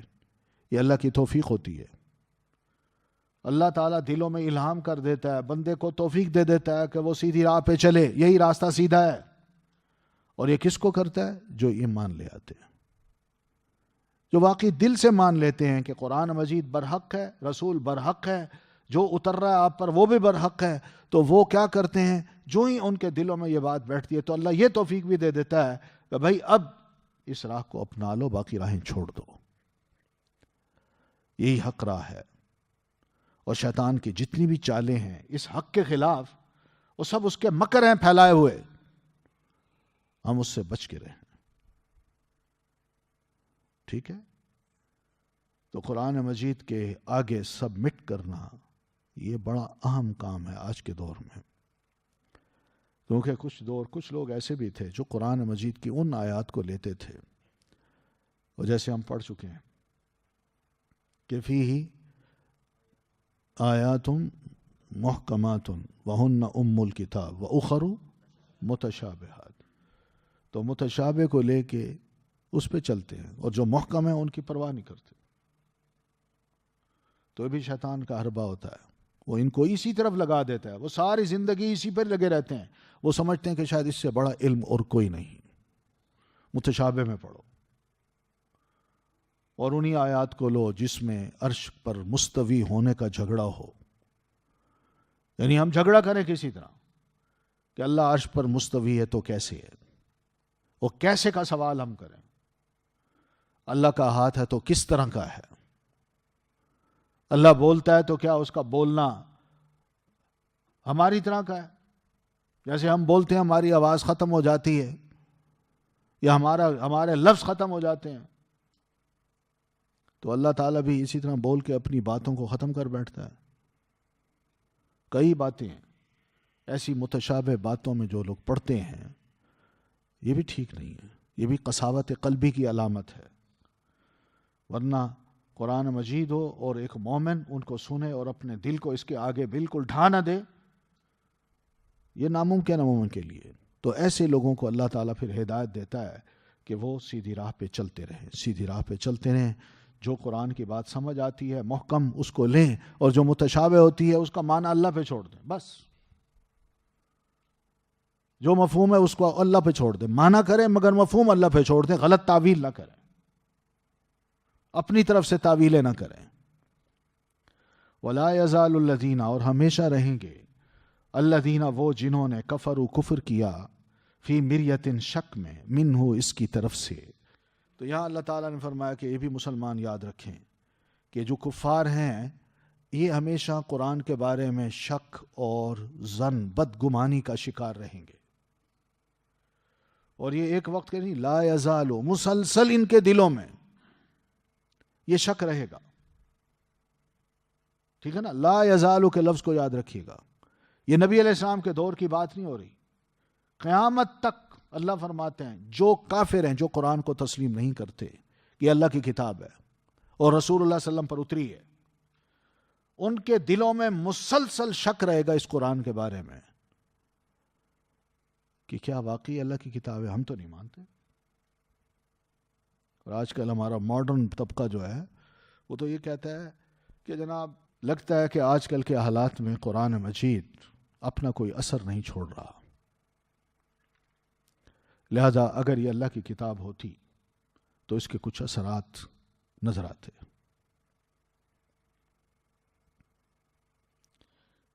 یہ آج کل کا ہمارا اپنا جو انٹلیکچوئل ہے نا، وہ اس طرح کی باتیں سن رہا ہے، لوگوں سے باہر سے سن آتا ہے اور یہاں آ کے پھر انہی کی ترجمانی کرتا ہے. یعنی خود بھی شک، وہ تو شک میں ہے، وہ تو کافر ہیں. ویسے ہی انہوں نے تو اپنے رسول کو، سیدنا عیسیٰ علیہ السلام ہوں یا موسیٰ علیہ السلام ہوں، ان کو بھی نہیں چھوڑا، کتابوں کو بھی تبدیل کر دیا. جن کا مزاج شروع میں ہی شک سے اور شک پہ ہی وہ چل رہے ہوں، تو وہ قرآن مجید کو چھوڑیں گے؟ مسلمان کو چھوڑیں گے؟ تو وہ ہمیشہ مسلسل شک میں رہیں گے اس قرآن کے بارے میں. حتیٰ تأتیہم الساعہ، حتیٰ کہ آ جائے گی ان کے پاس گھڑی، بغتتاً، اچانک. یہ گھڑی کیا ہے؟ اللہ کے عذاب کی یا موت کی یا اللہ کی ناراضگی اور پھٹکار کی. اس وقت تک یہ قرآن مجید کے بارے میں، رسول کے بارے میں، وحی کے بارے میں شک میں رہیں گے. بتائیے اس سے بڑھ کر بات کون ہمیں آگاہ کر سکتا ہے اللہ کے سوا؟ تب بھی ہمیں یقین نہ آئے کہ واقعی اللہ تعالیٰ نے سچ فرمایا ہے، اور ہم ایسے لوگوں سے اپنی دوستیاں کریں جو ہر وقت کوئی نہ کوئی چھوڑ دیتے ہیں. میڈیا ان کے ہاتھ میں، دنیا کے سب مسلمانوں کو وہ اپنے میسیجز پہنچاتے ہیں شکوک کے، بدگمانی کے، کفر کے، تاکہ مسلمان بھی ان کو سنیں اور پھر اس کا مذاق اڑائیں، دین کا، قرآن کا اور سب باتوں کا. تو اللہ تعالی ہمارا خیر خواہ ہے.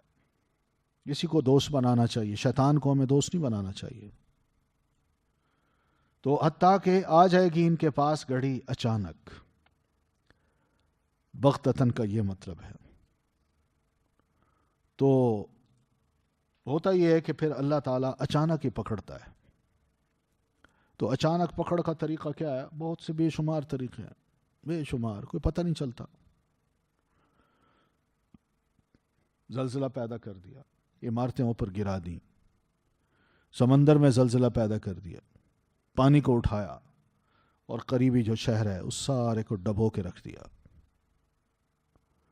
بیماریاں چھوڑ دی، قتل کروا دیے. کوئی ایک ہے. تو اچانک ہی اللہ تعالیٰ فرماتے ہیں کہ میں پھر ان کو آ لوں گا. تو اس لیے اللہ کے بارے میں ہمیں دھوکہ نہیں کھانا چاہیے اور اتنی لاپرواہی بھی نہیں کرنی چاہیے، اور نہ ہی ہمیں اللہ تبارک و تعالیٰ سے نا امید ہونا چاہیے کہ کفار جو کچھ کر رہے ہیں ہم مسلمان آخر کیا کریں. ہم اپنے ایمان کو مضبوط رکھیں، اپنے اللہ تعالیٰ کے ساتھ تعلق صحیح رکھیں، انشاءاللہ اللہ تعالیٰ پھر بھی ہماری مدد کرے گا، بشرطے کہ ہم کچھ تو بنیں. او یأتیہم، یا آ جائے ان کے پاس، عذاب یومن، عذاب ایک ایسے دن کا، عقیم، جو بانجھ کرنے والا ہو. تو اس اکثر علماء نے اس کا مطلب یہ کیا ہے کہ یہ بدر کی لڑائی میں یہ سب آئے تھے نا، تو ان کی قیادت ماری گئی، تو اس طرح یہ قوم بانجھ ہو گئی. مشرکین، ان کی قیادت، بڑے بڑے لیڈر یہ مار دیے گئے، تو اس طرح ان کی قوم جو ہے یہ بالکل ایک قسم کی بانجھ ہو گئی. تو یہ دن کون سا تھا؟ یوم عقیم تھا ان کے لیے. یا کچھ علماء نے یہ بھی کہا ہے کہ اس سے مراد قیامت کا دن ہے. اس کو عقیم اس لیے کہا کہ اس کے بعد کوئی رات نہیں ہے، یعنی دن اور رات ہو نا تو پھر تو کہتے ہیں نہیں 24 گھنٹے گزر گئے، تب جا کے نا وہ ایک دن شمار ہوتا ہے. لیکن دن آئے رات نہ آئے تو ایسے دن کو کیا کہا ہے؟ یوم عقیم. تو یہ قیامت کا دن ہے. الملک، بادشاہت، یومئذ، اس دن ہوگی، للہ، اللہ کے لیے.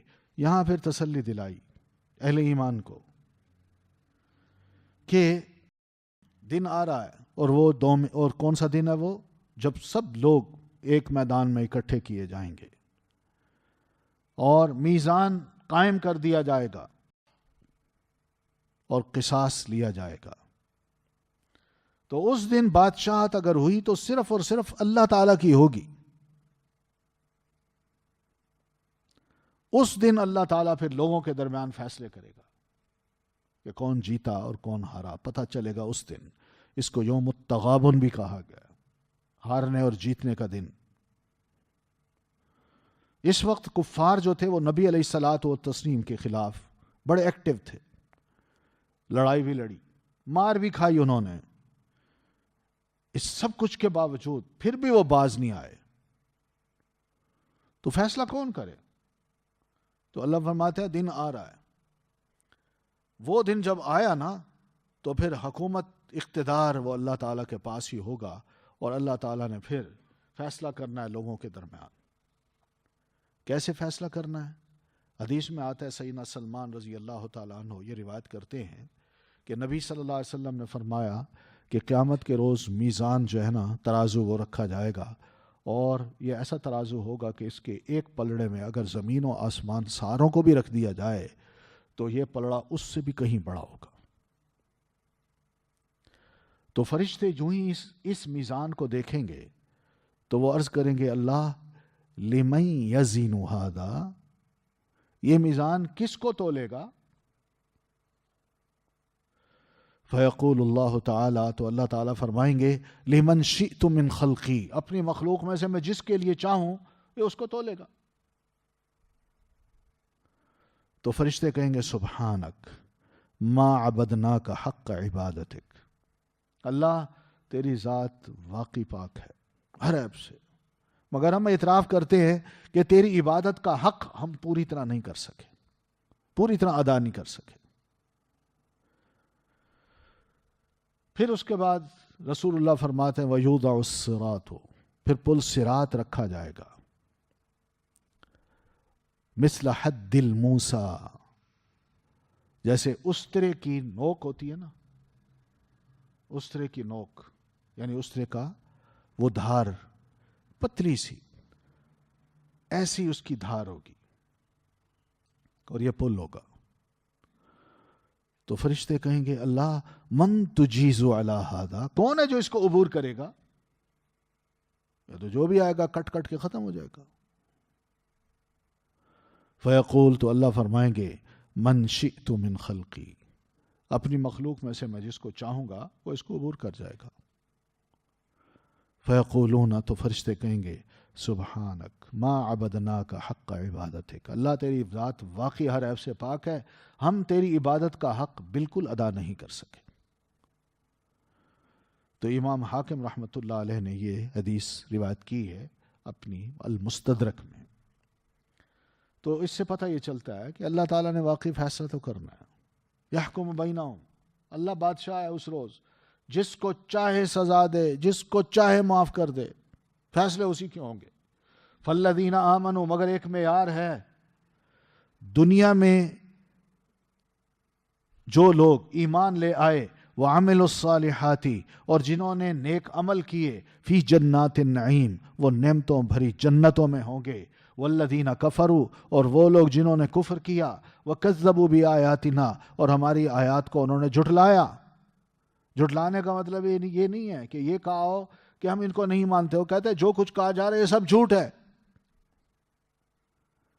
جنہوں نے ہماری آیات کو جھٹلایا، فَأُولَٰئِكَ لَهُمْ عَذَابٌ مُّهِینٌ، تو ایسے لوگوں کے لیے ہے عذاب اہانت آمیز.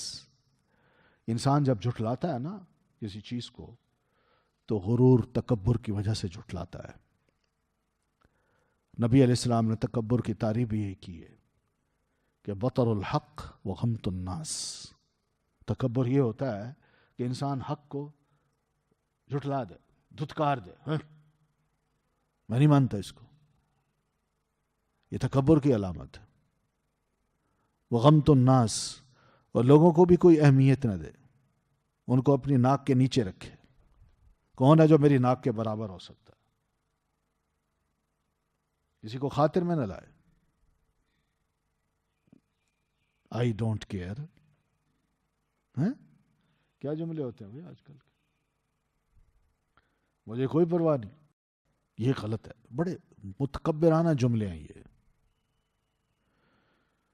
تو بہرحال یہ ہے، ایسے لوگوں کو اللہ تعالیٰ فرماتا ہے میں نے ایسی سزا دینی ہے جو مہین اہانت آمیز ہوگی، ذلیل کروں گا ان کو. والذین ہاجروا، اور وہ لوگ جنہوں نے ہجرت کی، فی سبیل اللہ، اللہ کی راہ میں، ثم قتلوا، پھر وہ قتل کیے گئے، او ماتوا، یا وہ مر گئے. یہاں اللہ تعالیٰ نے مہاجرین اور مجاہدین کی بڑی تعریف فرمائی ہے اور انہوں نے وعدہ کیا ہے کہ میں تمہیں رزق حسن دوں گا، بہترین تمہارے لیے منزلیں ہوں گی. وَإِنَّ اللَّهَ، اور بے شک اللہ، لَهُوَ، البتہ وہی، خیر الرازقین، بہترین ہے رزق دینے والوں میں سے. جیسے اگلی آیت میں لَيُدْخِلَنَّهُمْ، ضرور وہ داخل کرے گا ان کو، مدخلاً، داخل ہونے کی جگہ، یرضونہ، وہ پسند کریں گے اسے. تو بہترین رزق، بہترین منزل، جب وہ اللہ کی راہ میں اپنی جان دے دیں. بس وہ فیصلہ کر لیں کہ ہم نے اپنی زندگی اللہ کی ہدایات کے مطابق گزارنی ہے اور اسی راہ میں اپنی جان دینی ہے. یہ ہے وہ بہت بڑا انعام. تو ہجرت میں ہم سب جانتے ہیں کیا ہوتا ہے، انسان کو اپنا قبیلہ، اپنا محلہ، اپنا گھر، اپنا کاروبار سب کچھ چھوڑنا پڑتا ہے. اپنے رشتہ داروں کو بھی چھوڑنا پڑتا ہے، دوستوں کو بھی چھوڑنا پڑتا ہے، قربانی دے دیتا ہے. تو یہ قربانی اس لیے ہوتی ہے اس کی کہ کسی طرح اللہ کے دین کا کلمہ بلند ہو، بس. اور اس قربانی میں وہ اپنی روح، اپنا بدن، اپنا مال خواہ وہ بھی دے دے تو اس کو پرواہ نہیں ہوتی. تو یہ ہیں والذین ہاجروا فی سبیل اللہ. ٹھیک ہے، اور پھر اپنے گھروں سے نکلتے ہیں اور جا کے جہاد کرتے ہیں، یہ بھی ہجرت ہوتی ہے ان کی. ثم قتلوا، پھر وہ مار دیے جاتے ہیں، قتل کر دیے جاتے ہیں اس جہاد میں. او ماتو، یا وہ تبھی موت مر جاتے ہیں. ضروری نہیں ہے کہ ہر دور میں جہاد ہو رہا ہو، اور یہ بھی ضروری نہیں ہے کہ ہر مسلمان جہاد کے لیے نکل کھڑا ہو. یہ تو مجاہدین جو گئے ہیں ان کے لیے، لیکن اکثریت جو ہے وہ گھروں میں رہتی ہے، بیمار ہو جاتے ہیں، فوت ہو جاتے ہیں، تو ان کو بھی اللہ نے محروم نہیں کیا، لیکن ہے مومن باعمل نیک عمل کرنے والے. تو ایسے لوگوں کو کہا او ماتو، یا وہ تبھی موت مر جاتے ہیں، تب بھی لَيَرْزُقَنَّهُمُ اللَّهُ، ضرور رزق دے گا ان کو اللہ تعالی، رزقاً حسنا، رزق بڑا اچھا، یعنی ایسا رزق ہوگا جو کبھی بھی ختم نہیں ہوگا. وَإِنَّ اللَّهَ، اور بے شک اللہ، لَهُ، البتہ وہی، خیر الرازقین، وہی بہتر ہے سب رزق دینے والوں میں سے. اب اس میں یہ دیکھ لیجئے، بعض اوقات لوگ ہجرت کرتے ہیں اللہ کی راہ میں، ایک علاقے کو چھوڑ کے دوسرے علاقے میں جاتے ہیں، ان کو بڑا خوف ہوتا ہے، بھئی یہاں تو سب کچھ تھا، جاننے والے تھے، رشتہ دار تھے، دکان تھی، کاروبار تھا، رشتہ دار تھے، گھروں میں سے کچھ ہم ان کو بھیج دیتے تھے، وہ ہمارے ہاں بھیجتے تھے، خبر گیری ہوتی رہتی تھی، لیکن میں وہاں گیا تو کون ہوگا؟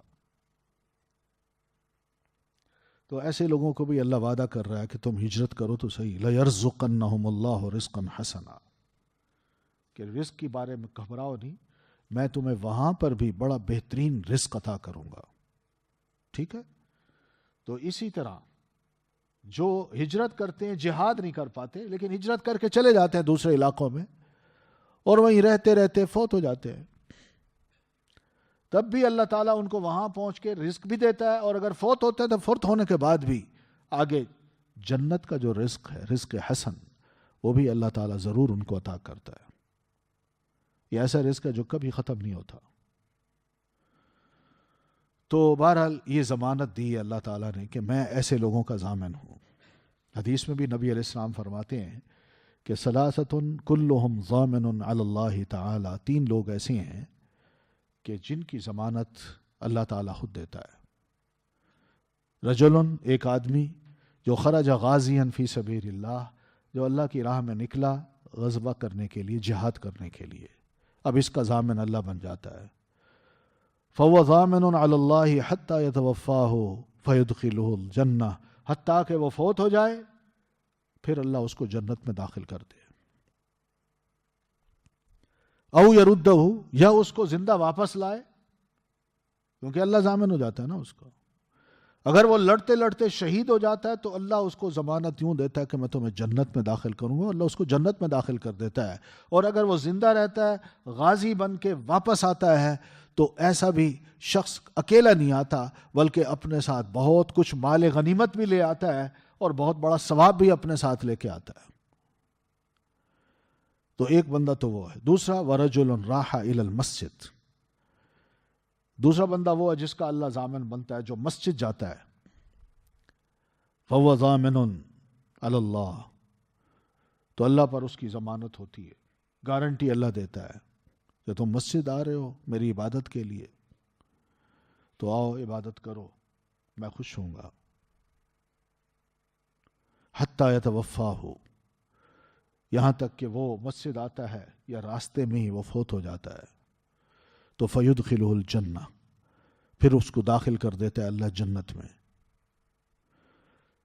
یہ فوت ہو جاتا ہے، گھر نہیں آ پاتا واپس. او يَرُدَّهُ، یا پھر وہ واپس آتا ہے نماز پڑھ کے، بِمَا نَالَ مِنْ أَجْرٍ وَغَنِیمَةٍ، اس کو بھی اللہ تعالیٰ بہت کچھ اجر اور ثواب دے کے واپس لوٹاتا ہے. پھر بھی وہ خالی ہاتھ نہیں آتا، بہت کچھ اس کے نامہ اعمال میں اجر اور ثواب اور غنیمت بہت کچھ لکھی ہوتی ہے. اور تیسرا آدمی وہ کہ رجل دخل بیتہ، جو اپنے گھر میں داخل ہوا، بسلام، السلام علیکم ورحمۃ اللہ کہہ کے، فَهُوَ ضَامِنٌ عَلَى اللَّهِ عَزَّ وَجَلَّ، تو اللہ تعالیٰ اس شخص کا بھی ضامن بن جاتا ہے کہ اب تمہارے گھر میں بہتری، رحمت، برکتیں سب کچھ نازل ہوں گی. تو بہرحال رزق حاصل کرنے کے یہی طریقے ہیں. اللہ فرماتے ہیں مت گھبراؤ کہ بندہ یہ سوچتا ہے میں اپنی جگہ سے ہل گیا تو شاید رزق جو ہے نا نہیں ملے گا، نماز پڑھنے گیا تو دکان پیچھے بند کرتا ہوں تو کئی گاہک چلے جائیں گے. ایسا مسئلہ نہیں ہے. تم نیکیاں کرو. لَيَرْزُقَنَّهُمُ اللَّهُ رِزْقًا حَسَنًا, میں تمہیں رزق حسن عطا کروں گا. کیوں؟ وَإِنَّ اللَّهَ لَهُوَ خَيْرُ الرَّازِقِينَ, یقین مانو کہ اللہ ہی ہے جو بہترین رزق دینے والوں میں سے ہے. رزق تو اور بھی بہت سے ہوتے ہیں, بندہ سوچتا ہے فلاں میرا رازق ہے, فلاں نہیں, اللہ سب سے بہترین ہے اور کوئی رازق نہیں ہو سکتا, کیونکہ اس نے اپنے فضل و کرم کو اپنے ماننے والوں پر خوب نچھاور کیا ہوتا ہے, اور وہ کرتا ہے. وہ جانتا ہے کہ میں نے اس کو کہاں کہاں سے رزق دینا ہے, اس کے اختیار میں ہوتا ہے. وہ ان سورسز کو بھی پیدا کر دیتا ہے جس کے بارے میں بندے کو وہم و گمان بھی نہیں ہوتا کہ یار میرا رزق یہاں سے بھی مل جائے گا مجھے, لیکن دوسرے نہیں جانتے. لَيُدْخِلَنَّهُمْ, البتہ ضرور وہ داخل کرے گا انہیں, مدخلاً, ایک ایسے داخل ہونے کی جگہ میں, یرضونہ, جس میں وہ داخل ہو کے خوش ہو جائیں گے. یہ کیا ہے؟ جنت. اور جنت کی تعریف تو نبی علیہ السلام نے ہی کی ہے نا, کہ جنت ایسی چیز ہے جس کو آج تک کسی آنکھ نے نہیں دیکھا, اور نہ اس کی خوبیوں کو کسی کان نے سنا ہے, اور نہ ہی اس جنت کا خیال کسی انسان کے دل پر آ سکتا ہے. تو بندہ وہاں جائے کیوں نہ خوش ہو. وَإِنَّ اللَّهَ, اور بے شک اللہ, لَعَلِيمٌ, یقیناً جاننے والا ہے ان کی نیتوں کو, اور حلیم, اور بڑا بردبار ہے, بڑا حوصلے والا ہے ان کو سزا دینے میں. سب جانتا ہے اللہ. ذالک, یہ ہے. ومن عاقب, اور جو کوئی بدلہ لے, بمثل ما عوقب به, جیسا مانند اس کے جو ستایا گیا, بھی اسے, ثم پھر, بغی علیہ, زیادتی کی گئی اس پر, لینصرنہ, البتہ ضرور مدد کرے گا اس کی اللہ تعالی.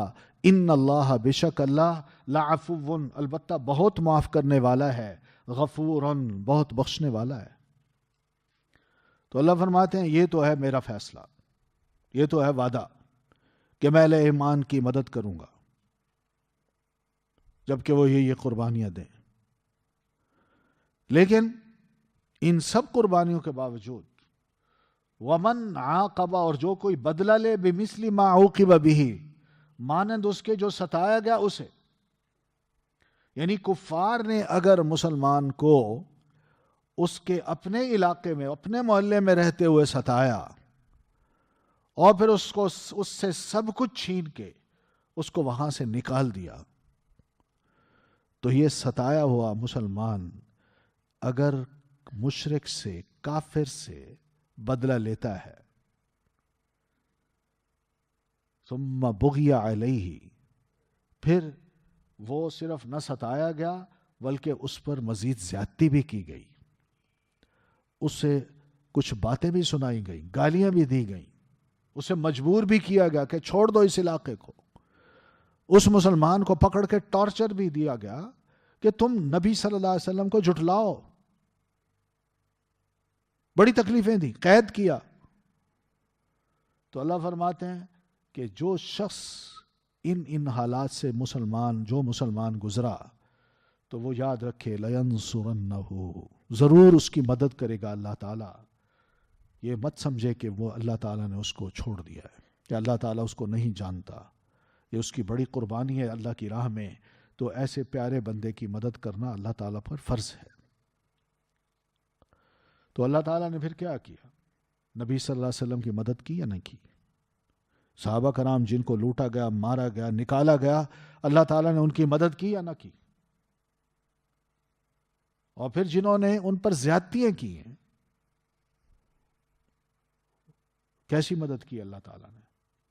کہ انہی نہتوں سے ان ظالموں, مالداروں, مترفین, سرداروں کو اللہ تعالیٰ نے ذلیل کیا. یہ ہے اس کی نصرت. ان اللہ, بے شک اللہ تعالیٰ, لعفو, البتہ بہت معاف کرنے والا ہے, غفور, اور بہت بخشنے والا ہے. مراد یہ ہے کہ انسان, یہی مومن, جب اپنا بدلہ لینے میں, ظالم سے اپنا بدلہ لینے میں آگے بڑھتا ہے اور اس ظالم کو مارتا ہے، اس سے بدلہ لیتا ہے، اس کو قتل کرتا ہے، تو یہ قابل جرم گناہ نہیں ہے، یا قابل جرم چیز نہیں ہے، یا گناہ نہیں ہے، کیونکہ اس کے ساتھ ظلم کیا گیا تھا. تو ایسے بندے کو سمجھ لینا چاہیے، مومن کو، کہ اس نے کوئی قصور نہیں کیا، اور اگر بالفرض قصور کیا بھی ہے تو اللہ معاف کرنے والا ہے اور غفور، بخشنے والا بھی ہے.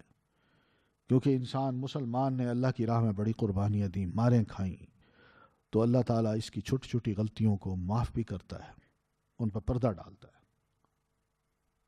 ذالک، یہ وَأَنَّ اللَّهَ، بوجہ اس کے کہ اللہ یولج اللیل، وہ داخل کرتا ہے رات کو، فی النہاری، دن میں، ویولج النہار، اور وہ داخل کرتا ہے دن کو، فی اللیل، رات میں، وَأَنَّ اللَّهَ، اور بے شک اللہ، سمیع بصیر، خوب سننے والا ہے، خوب دیکھنے والا ہے. یہ ایک اور عقلی بات کی اللہ تعالیٰ نے، کہ اللہ تعالیٰ کی جو غائبانہ مدد اہل ایمان کو حاصل ہوتی ہے، اور جس مدد کا اس نے وعدہ کیا ہوتا ہے، وہ اپنی قدرت سے کس طرح اس کو ظاہر کرتا ہے. تو اللہ فرماتے ہیں یہاں دیکھ لو، کائنات میں دیکھ لو، دن چڑھتا ہے، رات چلی جاتی ہے، اور رات آتی ہے، دن چلا جاتا ہے. بینی اسی طرح ضلالت کی تاریکیاں جب آتی ہیں تو حق کی روشنی وہ ظاہر ہوتی ہے، اور حق کی روشنی سے ضلالت کی تاریکی جو ہے وہ ختم ہو جاتی ہے. اسی طرح ایک ظالم ہوتا ہے اور دوسرا مظلوم ہوتا ہے. ظالم کا ظلم، اس کی ایک لمٹ ہوتی ہے، وہ اپنی انتہا تک جائے بھی صحیح تو اس کا ایک وقت ہوتا ہے، اور پھر اس کے بعد اس ظالم کو سزا ملتی ہے. اور مظلوم کے صبر کی جو مدد ہوتی ہے وہ اللہ تعالیٰ پھر اسی طرح کرتا ہے کہ مظلوم کو کامیاب کرتا ہے اور ظالم کو اسی دنیا میں ذلیل و خوار کرتا ہے. یہ ہے، ایک شے آتی ہے، دوسری جاتی ہے. تو یہی کچھ دنیا میں ہو رہا ہے. رات آئی، دن چلا گیا، دن آیا، رات چلی گئی. یہ بہت سی قدرت کی نشانیاں اللہ نے تمہارے سامنے رکھی ہیں. انہی کو دیکھ کے تم ذرا تھوڑا سا امید رکھو، اور اللہ تعالیٰ اسی قانون کے مطابق انسانوں سے بھی ڈیل کرتا ہے. ہاں، ایک بات اور بھی ہے جو قابل غور ہے، کبھی دن لمبا ہوتا ہے، رات چھوٹی ہوتی ہے، اور کبھی دن چھوٹا ہوتا ہے اور تاریکی لمبی ہوتی ہے. اسی طرح مسلمان پر بھی کبھی ظلم جو ہے وہ لمبا ہو جاتا ہے، اور روشنی تھوڑی اس کو نظر آتی ہے، لیکن یہ دن برابر نہیں ہے، دن رات برابر نہیں ہے. یہ اللہ تعالیٰ کا ایک بنایا ہوا قانون ہے، اور انسانوں میں بھی یہی قانون چلتا ہے. ٹھیک ہے. وَأَنَّ اللَّهَ سَمِيعٌ بَصِيرٌ، اور اللہ تعالیٰ، یقیناً اللہ تعالیٰ خوب سننے والا ہے اور خوب دیکھنے والا ہے. بندے جو بھی خیر اور شر کے کام کر رہے ہیں، ظلم اور عدل کے کام کر رہے ہیں، اللہ تعالیٰ پر کوئی شے مخفی نہیں ہے. جو کچھ وہ کہتے ہیں اللہ تعالیٰ سنتا ہے. جس کام میں وہ پڑے ہوئے ہیں، جو سنگن لیتے ہیں ایک دوسرے کی، اللہ تعالیٰ بھی اس سے غافل نہیں ہے. چاہے زبانیں مختلف ہوں، اللہ تعالیٰ سب کی سنتا ہے اور سب کو دیکھ رہا ہے. اس سے کوئی شے پوشیدہ نہیں ہے، چاہے رات کی تاریکیاں تمہاری ہوں یا دن کی روشنیاں ہوں، مگر اللہ تعالیٰ کے لیے سب کچھ واضح ہے، وہ دیکھ رہا ہے. ذالک، یہ بِأَنَّ اللَّهَ، بوجہ اس کے کہ اللہ هو الحق، وہی حق ہے. اللہ فرماتے ہیں یہ ساری باتیں اس لیے بھی کی جا رہی ہیں کہ تمہیں پتہ ہونا چاہیے کہ یہ سب دلائل ہیں جو یہ واضح کرتے ہیں کہ اللہ تعالیٰ ہی وہی حق ہے، وہی معبود برحق ہے. اس کے علاوہ کسی کی عبادت کرنا مسلمان کے لیے، انسان کے لیے مناسب نہیں، اور نہ ہی اس کے علاوہ کسی کی بندہ تعظیم کرے. اللہ تعالیٰ کی ہی تعظیم کرے. کیوں؟ کہ وہ خالق ہے، اکیلا ہے، ایک ہے، وہ سب پر کنٹرول کرنے والا ہے، وہ قہار ہے، وہ سب پر غالب ہے، کوئی اور غالب نہیں ہے. لیکن وَأَنَّ مَا يَدْعُونَ مِن دُونِهِ هُوَ الْبَاطِلُ، اور یقیناً جسے وہ پکارتے ہیں اللہ کے سوا سے وہ باطل ہے، وہ سب جھوٹ ہے. وہ نہ سچا معبود ہے، وہ جھوٹا معبود ہے، اور نہ ہی اس کی تعظیم کی جا سکتی ہے، اس لیے کہ وہ ہلتا ہی نہیں، بات ہی نہیں کرتا. صرف ایک ہیولہ بنا کے کھڑا کر دیا جائے یا خیالات میں انسان کسی کو وثن کا مقام دے دے اور اس کی پھر تعظیم کرے، وہ ہے ہی نہیں. تو یہ باطل تعظیم ہے. پھر دوسرا یہ کہ وہ خالق ہی نہیں. پھر تیسرا یہ کہ وہ اکیلا خدا ہی نہیں، بہت سے بے شمار خدا ہیں، کروڑوں خدا ہیں جو انسانوں نے بنائے ہوئے ہیں. پھر بڑی اہم بات یہ کہ ان پر اس کا کسی پر غلبہ ہی نہیں، بلکہ وہ ان خداؤں پر انسانوں کا، زندوں کا غلبہ ہے. اور سب پر اللہ تعالیٰ کا کنٹرول ہے، اس کا تو اپنے اوپر بھی کنٹرول نہیں. اس لیے اللہ کے علاوہ جس کو بھی پکارا جاتا ہے وہ باطل ہے. تو یہ دو مفہوم یاد رکھیے، اللہ ہی حق ہے، برحق ہے، اور اللہ کے علاوہ جتنے بھی معبود ہیں وہ سب باطل ہیں. یہی معنی قرآن مجید کلمے کا ہے، لا الہ حق الا اللہ. یہ معنی ہم کریں گے. نہیں ہے کوئی معبود برحق، اسی آیت کی روشنی میں نہیں ہے کوئی معبود برحق مگر وہی. یوں معنی ہم نے کرنا ہے. یہ نہیں کہنا there is no God but God. یہ کیا سمجھ آتی ہے جب یوں کہیں گے there is no true God but اللہ، تب دوسرے کو سمجھ آئے گی کہ واقعی اب اس نے تو میرے خدا کو بھی ریجیکٹ کر دیا ہے، اور یہ جو کہہ رہا ہے کہ ایک اللہ ہے، اب بات اس کی سمجھ آئی ہے. اور مکی لوگ اس باتوں کو سمجھتے تھے، تو اس لیے وہ لا الہ الا اللہ کے مفہوم کو جاننے کے بعد نبی علیہ السلام کی بڑی شد و مت سے مخالفت کرتے تھے.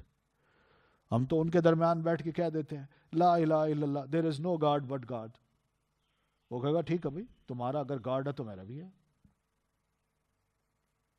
لیکن جب میں یہ کہوں گا کہ بِأَنَّ اللَّهَ هُوَ الْحَقِّ، کہ اللہ ہی برحق ہے، وَأَنَّ مَا يَدْعُونَ مِن دُونِهِ هُوَ الْبَاطِلُ، اور اس کے علاوہ جن جن کو بھی وہ پکارتے ہیں وہ سب جھوٹے ہیں.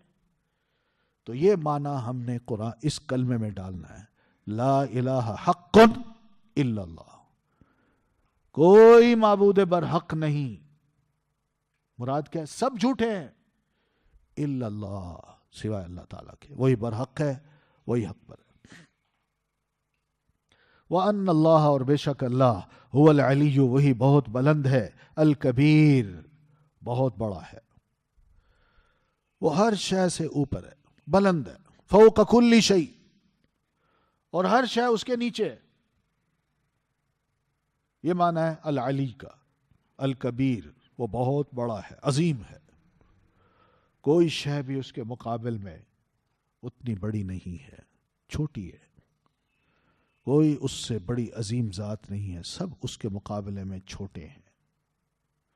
اور قرآن مجید میں بہت سے دلائل ہیں جس میں اللہ تعالیٰ اپنے علو کی بات کرتا ہے کہ میں اوپر ہوں. یخافون ربہم من فوقہم، ہے نا قرآن میں، وہ ڈرتے ہیں اپنے رب سے جو اپنے اوپر سے، یعنی جو ان کے اوپر ہے. پھر فرماتے ہیں الیہ یصعد الکلم الطیب، اسی کی طرف چڑھتے ہیں اچھے کلمات. تو کلمات اگر چڑھتے ہیں تو ظاہر ہے اللہ پھر اوپر ہی ہے، عرش پر ہے. تعرج الملائکۃ والروح الیہ، چڑھتے ہیں فرشتے اور جبریل امین اسی کی طرف. تو اللہ تعالیٰ کو اوپر ہی سمجھیے. اس لیے ہم فرماتے ہیں اللہ تعالی جو سب سے اوپر ہے. کچھ لوگ اس کو نیچے لے آتے ہیں کہ ہمارے ساتھ ہے، تو یہ بڑی غلط بات ہے. ساتھ یعنی اگر دیکھا جائے تو اللہ تعالیٰ کی ذات اتنی بڑی ہے کہ اس زمین کی حیثیت ہی اس پوری کائنات میں کیا ہے. تو اس معنی میں ٹھیک ہے ہمارے ساتھ ہے، لیکن یہ کہنا کہ اس کا وجود میرے ساتھ ہے، وہ عرش پر ہے بھائی، سیدھی سی بات ہے. قرآن مجید میں اللہ فرماتے ہیں الرحمن علی العرش استوى، بس اس کو وہاں سے نیچے نہ اتاریے. اور عرش کائنات کی سب سے بڑی چیز ہے. ٹھیک ہے. الم ترا، کیا نہیں دیکھا آپ نے، ان اللہ، بے شک اللہ، انزلہ اتارتا ہے، من السماء آسمان سے، ما ان پانی. یا بات تو ویسی کی ہے جو انڈرسٹوڈ ہے کہ بھئی آسمان سے بارش اترتی ہے، زمین سرسبز ہو جاتی ہے.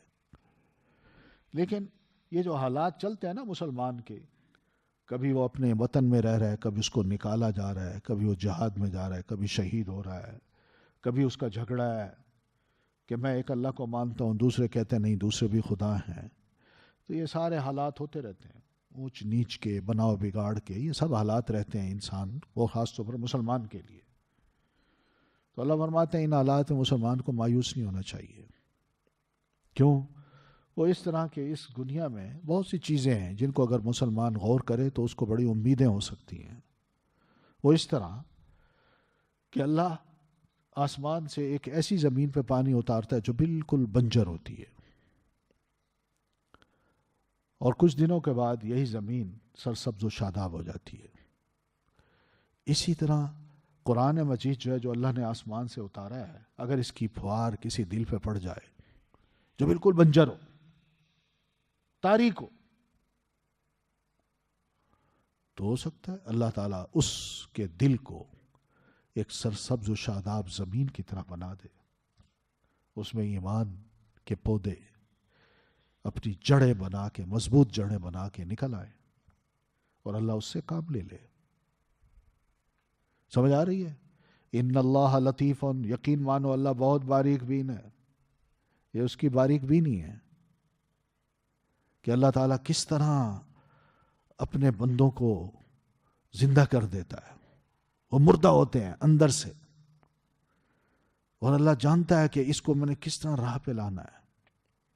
زمین سے اگر چھوٹا چھوٹا پتا اپنی اپنی شیپ لے کے، اپنی اپنی شکل لے کے نکلتا ہے، تو یہ بھی اللہ تعالیٰ کی بڑی باریک بینی ہے.